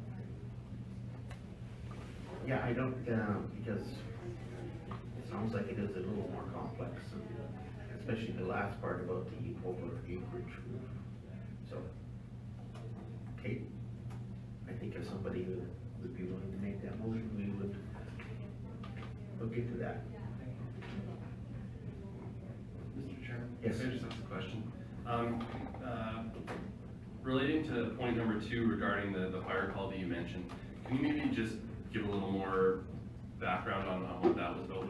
Was this burning on a permit? Was there some type of an accident, or Okay, could you it was provide on some a context? permit. There was a pit out there, and again, it was extinguished. And, I mean, these things are very clear to us, because it affects us, right? So my wife, again, came home from work, and she went for a tour on her scooter, because this was in June, and everything was out. So we go in and have supper, and we go out again and check our animals, and there's a fire out there, right? So yeah, the grass was on fire, had a water hose out there, was putting out the fire, but some of the bales were burning. So, my wife, thought the best thing would be to call the department, because the bales, when bales burn, it's not like a raging blaze, it's more of a smolder, kind of like a cigarette thing, but you never know when a wind could come up and blow sparks. So she called the department, and they came out, and during this attempts of trying to put these out, they first started to soak them, and the bales are extremely heavy. And I got a picture on my phone, but anyways, one of the volunteers said I should get my tractor and start moving these and try and pick them up and rake them back and forth. And while doing this, my hydraulic ramps completely bent, and I couldn't do anything with my machine anymore. So I drove it away and I parked. And when I did that, the department then proceeded to stop, clean up, pack up, and leave, and the stuff was still burning. So over the course of the next week, myself and my neighbor came a few times. Every day we're out there putting the fire out. So from my point on addressing that matter is, if I'm the guy putting the fire out, that's fine. There was no danger to anything spreading. It was just a smolder. Then I would do that. And now I'm faced with a bill from the county for the fire department, and faced with repairs to my machine, and at the end of the day, I'm the guy putting the fire out. So I figure, well, you know what, if that's the case, then I'll take care of my repairs, you guys take care of the bill on that, and we're all good. So does that answer your question? Yeah, there was a permit there. No, I just curious about the circumstances. Thank you. Okay. Anything else? Yeah, Klaus? Yeah, thank you, Mr. Chairman. I'll move that we take this into consideration till we have more evidence more information, and that staff will bring forward to the to council. Appreciate it. Thank you. Thank you, Mr. Strauss. Yeah, thank you for coming in. Thank you. So we have a motion to have council bring back council administration to bring back a report to council. Any questions on that? And vote with please.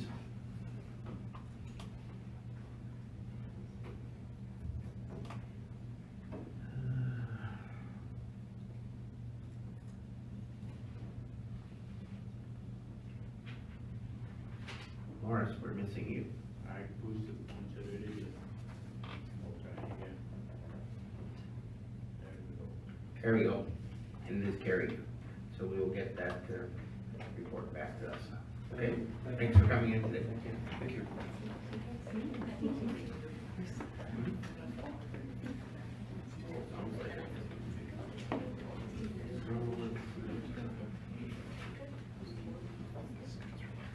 Thanks for coming in. Thanks for your time. You're welcome.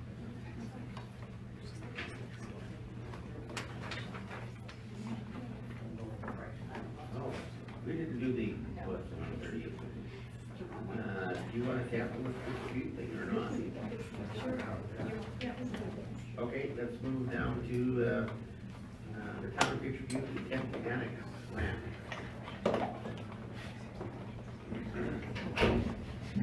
Where did Ken go? Huh? Yeah. Too late. Thank you. Maybe. Oh, there we go.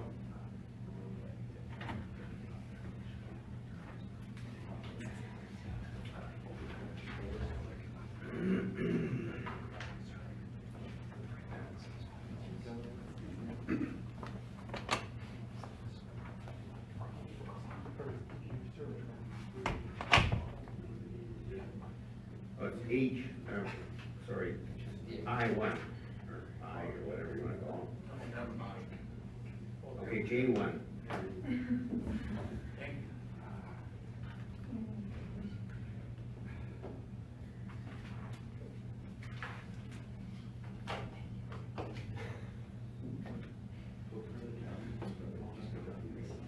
I keep hearing of Lake Oldville somewhere. I'm not 100% certain. I know that's where the youth, Travis used to live, but. I think so. No. I think it was his dad who used to clean business.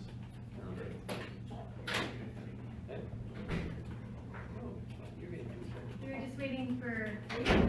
Yeah. Sorry. ACA. No, that's okay. I just thought, I thought I could speak up. Nobody noticed. Part of this conversation. So, thank you, Mr. Chairman and Council. So, as requested at the last council meeting, we're bringing forward a report, just annexation request, and that the Intermunicipal Development Committee would not need to meet to discuss the annexation, that it would be held, administration would basically meet with their administration to discuss the annexation. So with that, the town did submit their intent to annex in February of this year, stating that they wanted to proceed with annexation of two parcels bordering Highway 25 and Factory Drive, which was Planning Area 5 in our intermunicipal development plan. The town also presented their growth study to support the proposed annexation, and the report indicated that the town required additional industrial lands to support growth. The proposed annexation does meet the requirements of our intermunicipal development plan that we have with the town, which identified that planning area 5 would be an area where industrial highway commercial growth could occur, and that's in policy areas, as I mentioned, policy area 5. The town of Picture Butte then submitted their notice of intent to the municipal government board on August 7th, and the municipal government board sent back their acknowledgement mid-August on August the 16th.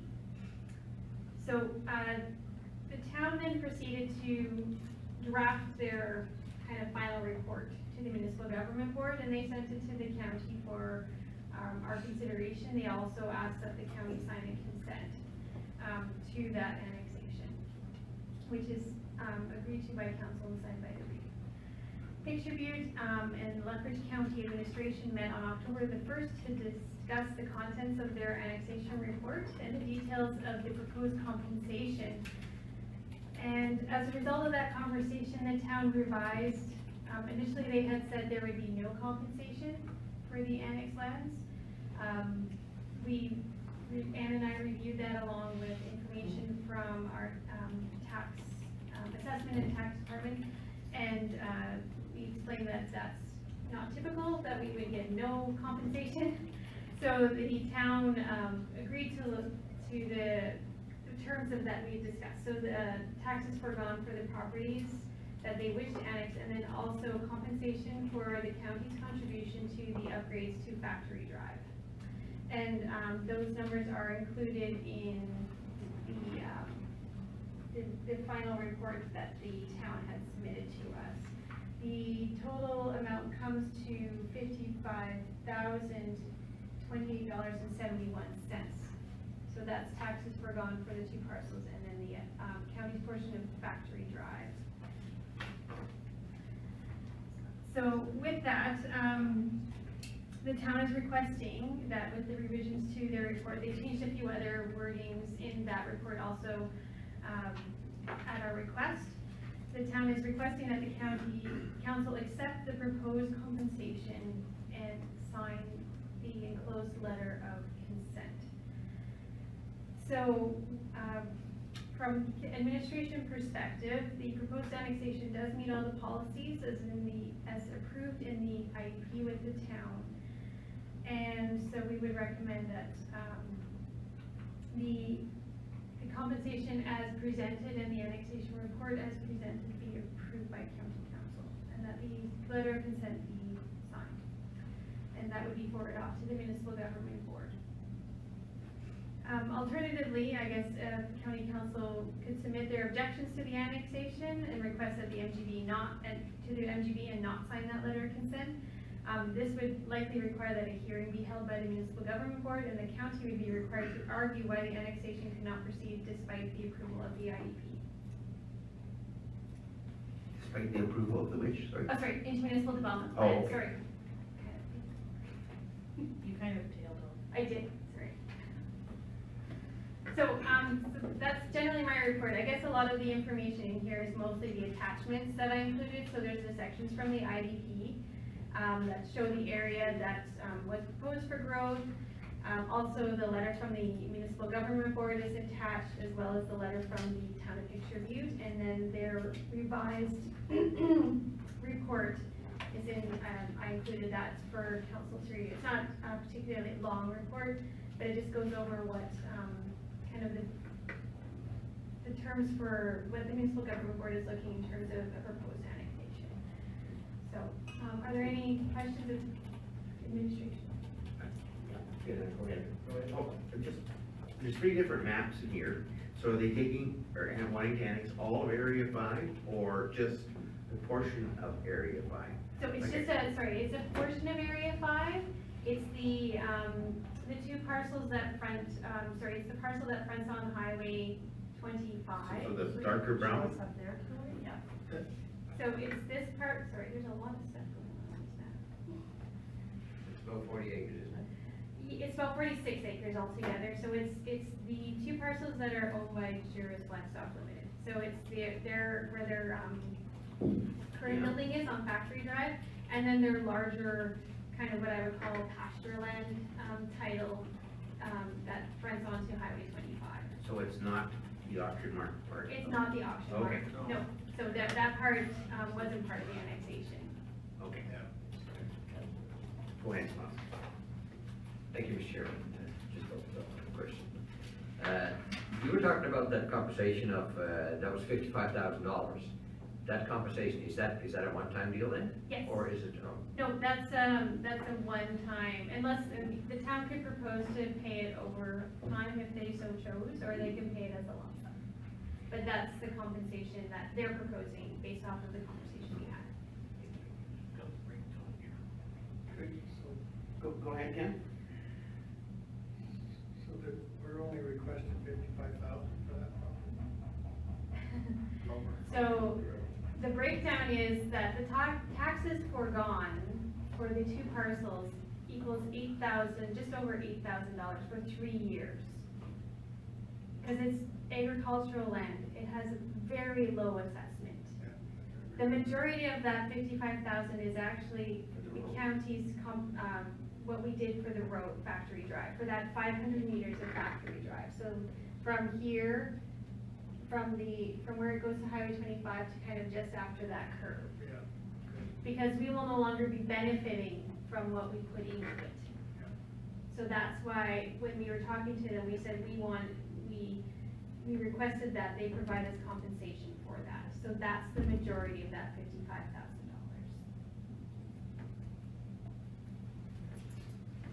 Any other questions? Morris? Yeah, thank you, Mr. Chairman. I'm a little,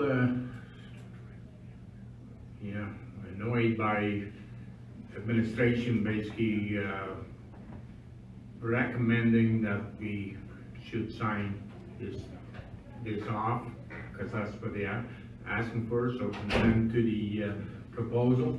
And I'm strongly against that because for a couple of reasons. The one reason is, it's absolutely a very,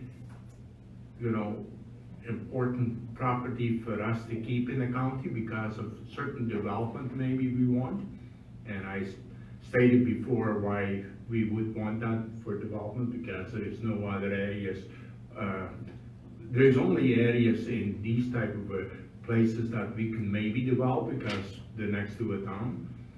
And the other one is the one what is being ignored, that's the ICFs, I guess. They're not, seems to wanted to work with that, and I'm really puzzled over that because at one time I thought they wanted to do something like that. I cannot see why we would want to, approve a letter of consent for them to go ahead when we have lots of reasons for us to keep that in our own municipality too. Thank you. Just for clarification, Councillor Benson has left because he has a pecuniary interest, sort of. Yeah. Okay. Sorry, Go ahead. I just wanted to make a clarification on the compensation, and then I can, if I can speak to Mr. Councilor Dienstra's comments. The total compensation would come at $63,549,022. So the $55,000 was for the road, and the $8,500 was for the taxes foregone. So just, sorry, there was a bit of confusion there. I guess with regards to Councillor Dienstra's comments on whether the county council as a whole will want to proceed with, signing the consent or not signing the consent, that is a council decision. As an administration, we can only go with what was approved in the policy. The area was said to be developable for commercial and industrial, and the town has identified it as an area where they want to grow. It doesn't mean that it wouldn't be good in the county. And it's good for development regardless of it's in the county or the town. But the annexation's been proposed, they've done their due diligence in providing their information to the county. So it's just a conversation of county council as to whether you want to proceed with signing that consent. If you don't sign the consent and it's considered a contested annexation, there will be a hearing. The county will be held to argue why it should be kept in the county, why we don't want that. And then the municipal government board decides for us what's going to happen with everything, compensation, anything. So that's just a point of that would be how it would, that's how it would happen if the letter of consent isn't signed, if it's a contested annexation. So, and that's fine either way. Okay. Bob and then Morris. So Pittsburgh has run out of air, industrial land? Yes, so the growth study that they supplied back in February indicated that they had no industrial lands available for development because there are certain landowners that are not going to relinquish their land, specifically the Atlantic sugar lands, right? Those would be prime for development, but they're not going to develop on them. They're not going to relinquish those lands. So the town has no options in terms of expanding what they consider their tax base to keep their community going. They do have some commercial lands that are still available, little pockets here and there, but they're running low on those also. That's what their growth study that they completed says.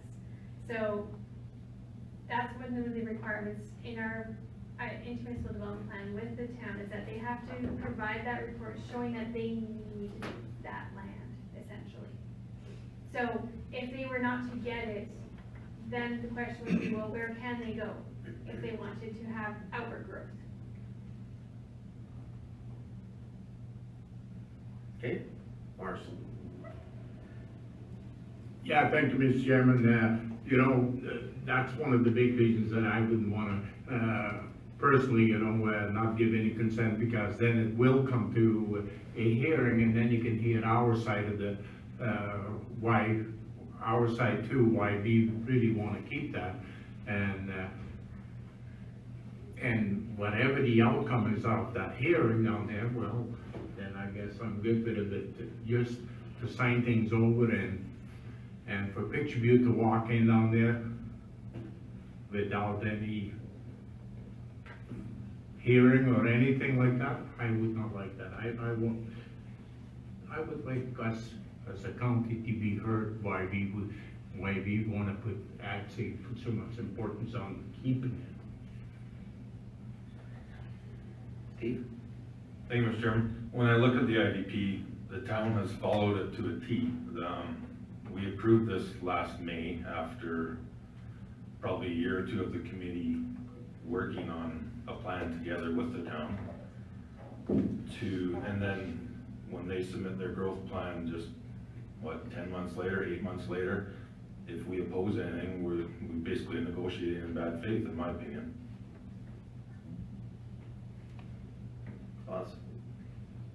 Yeah, thank you, Mr. Chairman.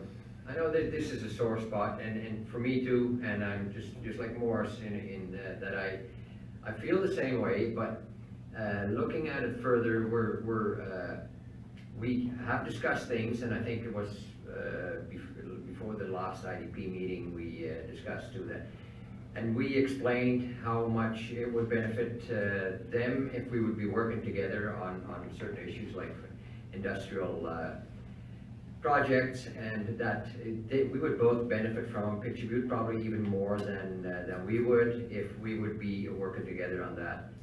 But like Steve said too, we had the IDP, and we have that, and they followed everything there. It's just very unfortunate that they decide that they want to go into this themselves, and for the future relationship with them. And I don't see that we're going to be winning that if the government's going to be deciding that.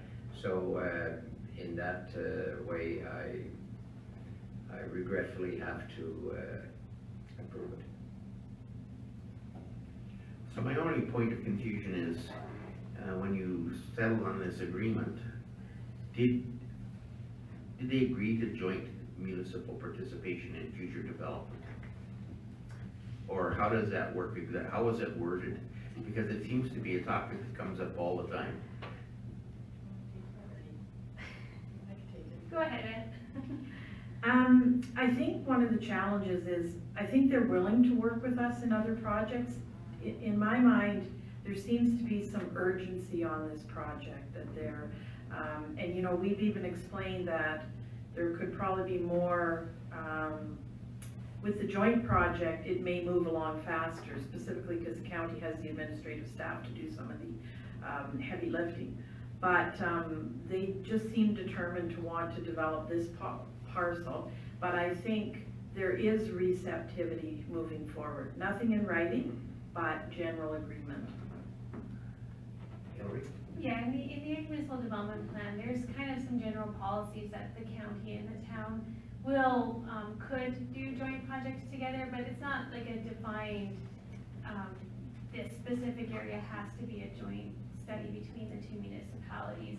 It's more of just an opening of a door, so to speak, to say that, we will work together when it suits.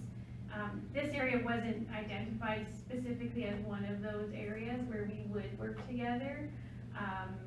it's identified as a growth area for future. I think the area where the joint venture was something that was maybe more realistic would be on that other quarter section east of town on Highway 519 and Factory Drive. But even that's not necessarily cut, like set in stone. It's more of a, that would be something that we could both consider. The county could develop that land solely on their own also, in that regard. Okay, so that kind of questions the value of having a joint type agreement, like, if you fold on this one, does that mean the next one that comes along will be the same way? Like, I don't see how you kind of make it an even playing field. It's really not. Okay. That's what it is. It's really not an even playing field. It's just that we hope to work with them. Whether they choose to do that or not is, it is up to them and their council, right? So. Okay. Any other discussion on this? Claus? Well, just a comment here on that. I think that, and just mentioned too that, we gotta show them that what we're made of, and that we also can do some development and different like that. And so, like the east side of town, like if we want to develop something there, it's not necessary that we have to develop it with Picture View. We can also go on our own and do things down there. Because we would be following the rules and regulations of the IDB that we have all both agreed on. So this is not the end of, that we can do something ourselves, because I think that is still there.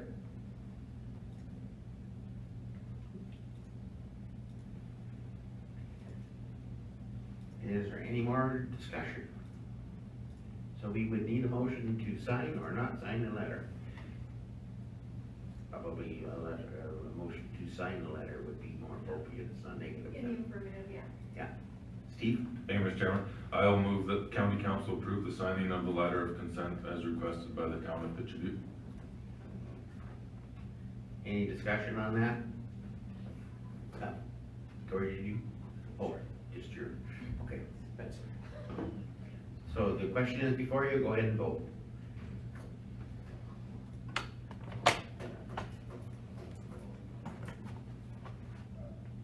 And it is carried. Thank you. Thank you. I got done for today. Oh, not yet. Well, what do I got something else for you? So I think probably do lunch. Lunch? Everybody in favor? I guess they are. I know, I saw that. Councillor Campbell is kind of new in this role, but I know him before that. He's the same age as my daughter, so they're right, hanging out. So Reverne councillors, thanks for having me over here. We have had a chat before. Love your new signs with the little light up and stuff. Those are pretty cool. You have had me here before. We talked about firearm safety stuff, and we also talked about the Lethbridge Fishing Game Shooting Sports Facility and the subsequent relocation that's going to occur. So I just wanted to kind of give you an update in terms of we've recently, and the county supported us in this, in terms of getting messaging out about firearm safety in general terms. We thought it would be appropriate now coming up to hunting season, especially when now hunting season started. So, because basically, just to kind of increase the awareness again, or get the messaging out about how far those projectiles can go. And the concern, of course, is if somebody's going and they're using their rifle and they're shooting at a target that's 100 meters away, they might not realize that that bullet can go 4,000 meters, not 100 meters. So where, we're trying to create every time you press the trigger, where's that bullet going to end up, and they have to be cognizant of that. Of course, the range is a different deal. We have backstops, and the backstops collect all the projectiles, but in a hunting situation, then we want a very strong awareness of how far those can go. So you helped us with some messaging in that way. We want to do that on a regular basis.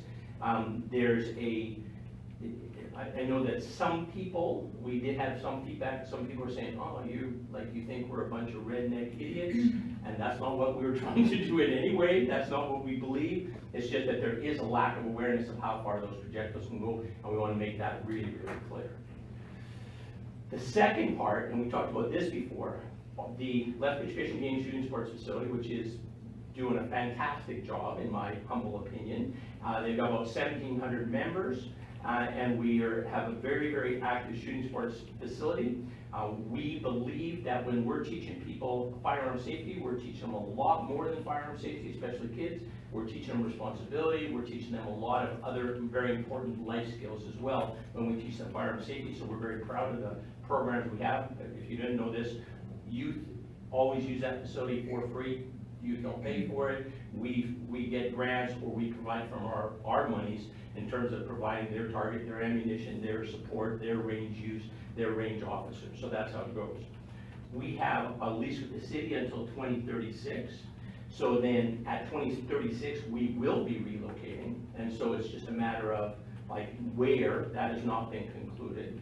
And you know, one of the potential homes would be in the county as opposed to in the city, right? And so we want to make you aware of that, make you, if you see there's a possibility for doing some collaborating that, where you see where that asset would be something valued to have in the county's portfolio instead, well, we'd certainly like to further up with those conversations. And we're ways away, but it takes a lot of time to move a multi-million-dollar facility, a lot of dirt work that has to be done, and a lot of things that have to be done in order to make that work, right? In terms of compliance as well with the chief firearms officers and range inspector type folks, because there's a lot of rules around operating a shooting sports facility, as you might imagine. So that's really, just wanted to thank you for cooperating with us to get that firearm safety message out. We would like to do that more in the future, and then have you think about the potential for perhaps when that facility has to be relocated, that it be relocated into the county. As a county ratepayer, I'd be fine with that, having it in the county. That'd be a good thing. And I think it's a big draw. Like, you know, it's a big shooting sports facility. So yeah, I believe it's one of the best. When we have people come to our facility and they've shot in other countries and they've shot all over the world, they say, wow, this is like one of the best I've ever seen. So it's a pretty amazing facility. So. And that's the one by the airport? Nope, down in Penequeen Park. Yeah, across from Softball Valley. Yeah, there's a black powder one that's out by the airport, and they operate on fairly stringent timeframes and only for a part of the year. I believe, I'm not. You're right. Yeah, that's right, isn't it? Okay. And then our facility is year-round. It's 365 days a year, and it's located in the city of Lethbridge, down into Penequeen Park. So there's the Softball Valley's here, and the dog runs here, and we're right across from there. So yeah. If councilors, any, yourself or any, would like to tour our facility, I would gladly provide that tour for you and show you what it's about.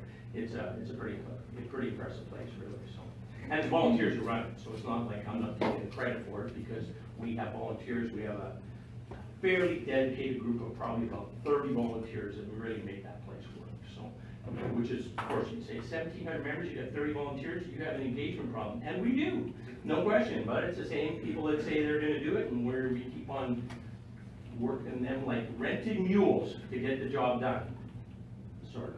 We'd like to expand that volunteer base as well. So, I have one other thing too that isn't on the agenda, but I hope you'll indulge me. And this is just more of a question. Lethbridge area is going to host the Alberta Summer Games for 2020. Pretty big deal. Like, there's basically 3,000 athletes that we're going to attract here, ages 12 to 17, with their parents, of course. It's a 3-day event, and there's 14 different sports that are involved, and it's Alberta-wide, right? So we're going to have, it's supposed to be, what is the economic impact, like $4 million or something. It's going to be a huge, huge thing. So does Lethbridge County have any role in that, or desire any role in that? Just a question I'm throwing out there. It wasn't on the agenda. I'm trying to think the answer to your question. Years ago, we were somewhat involved, but I don't believe we have been for a while. Well, the last one here was 2012. Yeah, it's previous to that. Previous to that? Yeah. Yeah. And so, I'm not sure what that looks like. I'm just posing the question, so. Yeah. I've had discussions with the city manager, and the county did offer to do some partnerships. Nice. But it was left there. Oh, it was left there, so nothing further has been a result of that? No? Okay, all right. Okay, well, that's interesting. And in your mind, what was it what that partnership would look like? We just wanted to sit down and have a discussion and just see where it could be a combined city-county event. Okay. And so we were hoping for that type of partnership, but then the discussion got left there. Got that there. Would you mind resuming that directly with the Alberta Summer Games folks, that conversation? Wouldn't mind at all. Wouldn't mind at all. Okay, good. I will pursue that and have a discussion about it, because there's got to be a way for that to be a benefit to the county as well. I mean, there's got to be even the I'm thinking of the businesses, restaurants located in the county, they're going to be benefactors of it for sure. But then how can we leverage that in terms of having other people view our little special part of the world and say, hey, this is where I want to be, this is where I want to invest, this is where, I want to be a part of, right? That's kind of my goal. So, now. So is that in July? Yes, July 23rd to 26th in 2020, yes. So we're working on all the fundraising and aligning up all the teams and all those kind of good things right now, so, yeah. Good. Any questions?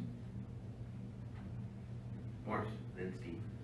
Yeah, thank you, Mr. Chairman. I know a couple of them, but what stirred up their own in the MD of Taylor, and I can't think of the guy's last name, but his first name was Doc. He was quite involved with you guys too, but he helped out the MD of Taylor quite a bit. Do you know his last name?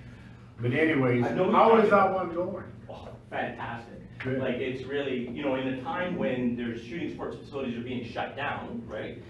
Because of the requirements to run them are so much more stringent. The MD at Tabor's range, fantastic range, or I guess it's the town in the MD. And the MD Tabor put in like huge dollars into that facility, mostly with their equipment, right? In terms of moving dirt and those kind of things. Yeah. So the MD, I don't know what they put into that place, like $400,000, $500,000 worth of dirt work kind of a thing. So they did a very significant investment. Should be $1 million. That's too low? It's higher than that? It's way higher than that. Way higher? What was it then? I would say at the end of the day, like when we estimated how much that cost was gonna be, if it was private, it was about $1.5 million. $1.5 million? Yeah. Doesn't surprise me. You can rack up a whack of money moving dirt, right? And just like, that's the reality of it. So the rest of it's pretty straightforward. Once you get the dirt in place, so you have all the backstops in, it's just like the creature comforts for the users, right? And the rest of it though it's all in place there, so, yeah. Yes, so the MD Tabor range going very well, had a huge support by the MD of Tabor, and it's a fantastic facility. It's different than our facility. We don't view ourselves to be in competition with them in any way. It's just another avenue, right? So when we have people that say, I don't want to shoot 300-yard targets, that's too close. I want to shoot 800-yard targets. Great, become a member of Tabor, go to Tabor. They can accommodate you, right? So, yeah. Your future relocation, is River Bottom the most ideal place because you have that Thule backdrop, or? That would be ideal, and change the orientation to north would be ideal, so that, because like along the river, there's not going to be development that occurs, right? So then we won't be in the situation we are now. That, where it is right now, which was from 1988, somehow some engineer thought it would be a good idea to point it east. I'm not sure why that made sense. There were some residences up on that top of the hill then, and of course since then the city's approved all kinds of building permits and all kinds of development, so it's a very big development on a front of where we are right now, right? So then to ensure that we don't have projectiles leave there, then we've had to actually modify our operations quite a bit, eliminate some concrete, eliminate some steel, do a whole bunch more shrouding, because we just cannot, it's too close that if we have a reflection or a ricochet occur off of something, it's got to be contained so that, because it could escape into the city. Okay. So, yeah. And that's why you have to move, is because of the development up above around. Yeah, all of it, if we look at a map of that place from when it was first put there, I mean, there was like next to no homes, and now it's like, all up encased around with homes, right? And it's not that if we do our job correctly, which we certainly endeavor to do, a projectile can never escape there, right? But it's still, the perception is, there's people down in the bottom here shooting rifles at our area, right? So that's still a concern. So we do actually lots and lots of tours, just when we have people, a member of the public expresses concerns. Come on down, let us show you where you do, like where people sit, what they do, that kind of a thing. And then go through that process so they understand how safe we are. And all the precautions that we are taking, so. Any other questions? His name is Doug Bile. Doug which? Doug Bile? Bile? Yeah. Really? Yeah. Okay. All He right. used to be quite active with you guys, but then he gets some, oh, experience help with the MD of Fayetteville when they set up there, and he volunteered, I guess. Yeah, yeah. No, there's certainly some, we have people who are members of both. We have people that have said, no, Tabor more meets my needs, great. So however it works out, our membership numbers haven't dropped any, so it must be but we are regularly attracting new people too, so, yeah. Especially from our youth programs. We get youth involved with it, and then we've got some that have become provincial and national champions, because of their exposure with us initially, so. Yeah, thank you, Mr. Chairman. Just a couple of questions. How far would you like to stay in the vicinity of the city, and your contract's still 36, do you have to honor that till 36, or would you be willing to move early? Well, if we could move early, that'd be fantastic, but, we're anticipating that 2036 is when it's gotta get done by, is kind of our, because we don't believe we'll get a renewal offer from the city at that point. And just another thing too, we're doing a whole bunch of infrastructure work at the facility right now, adding in a whole bunch more baffles and we're changing it to what's called a total containment range, and that's a Government of Canada RCMP range inspector type terminology.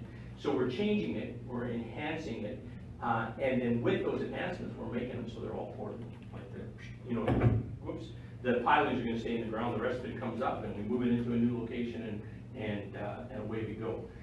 Close to the city would certainly be ideal, because like 80% of our membership probably is Lethbridge. And then we got it's amazing, we probably have 5% of our members are from Calgary.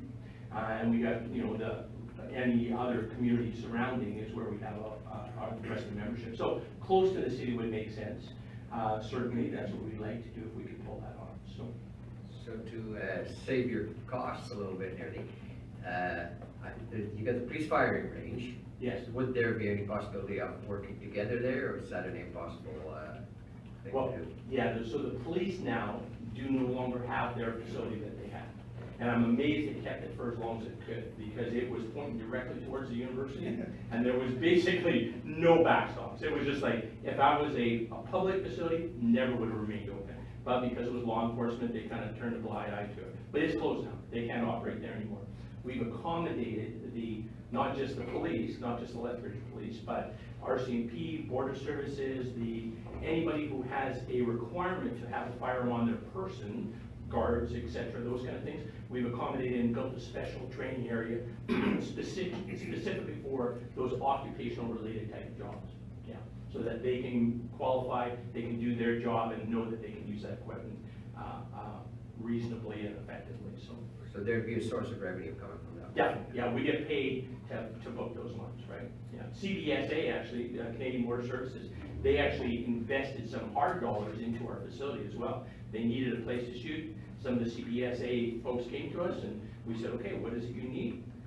Here, you can have this piece of land. You got some money to put into this, and then we put it in, fenced it, and then that's what and it's not just CBSA that uses it, but it's that was kind of driven by their need. And we said, yeah, we'll accommodate you. And we're building another one right now to meet the same need, because we've had a lot more law enforcement, and they've got less and less opportunities to other facilities to use, right? And we're a very inexpensive facility and a fantastic facility, so we're very popular with the occupational related firearm.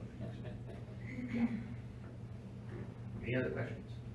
So do you still have all the shooting sports down there? All of it. Everything, okay. Yeah, yeah, exactly. We had actually 2 IPSC matches there this year. For a while, we stopped those because it's a very dynamic shooting sport, but we've reconfigured and made a whole bunch of changes that have allowed us to maintain all of our functionality, so. Okay. Anything else? Guess not. Thanks very much for coming in. Thank you for your time. Take care.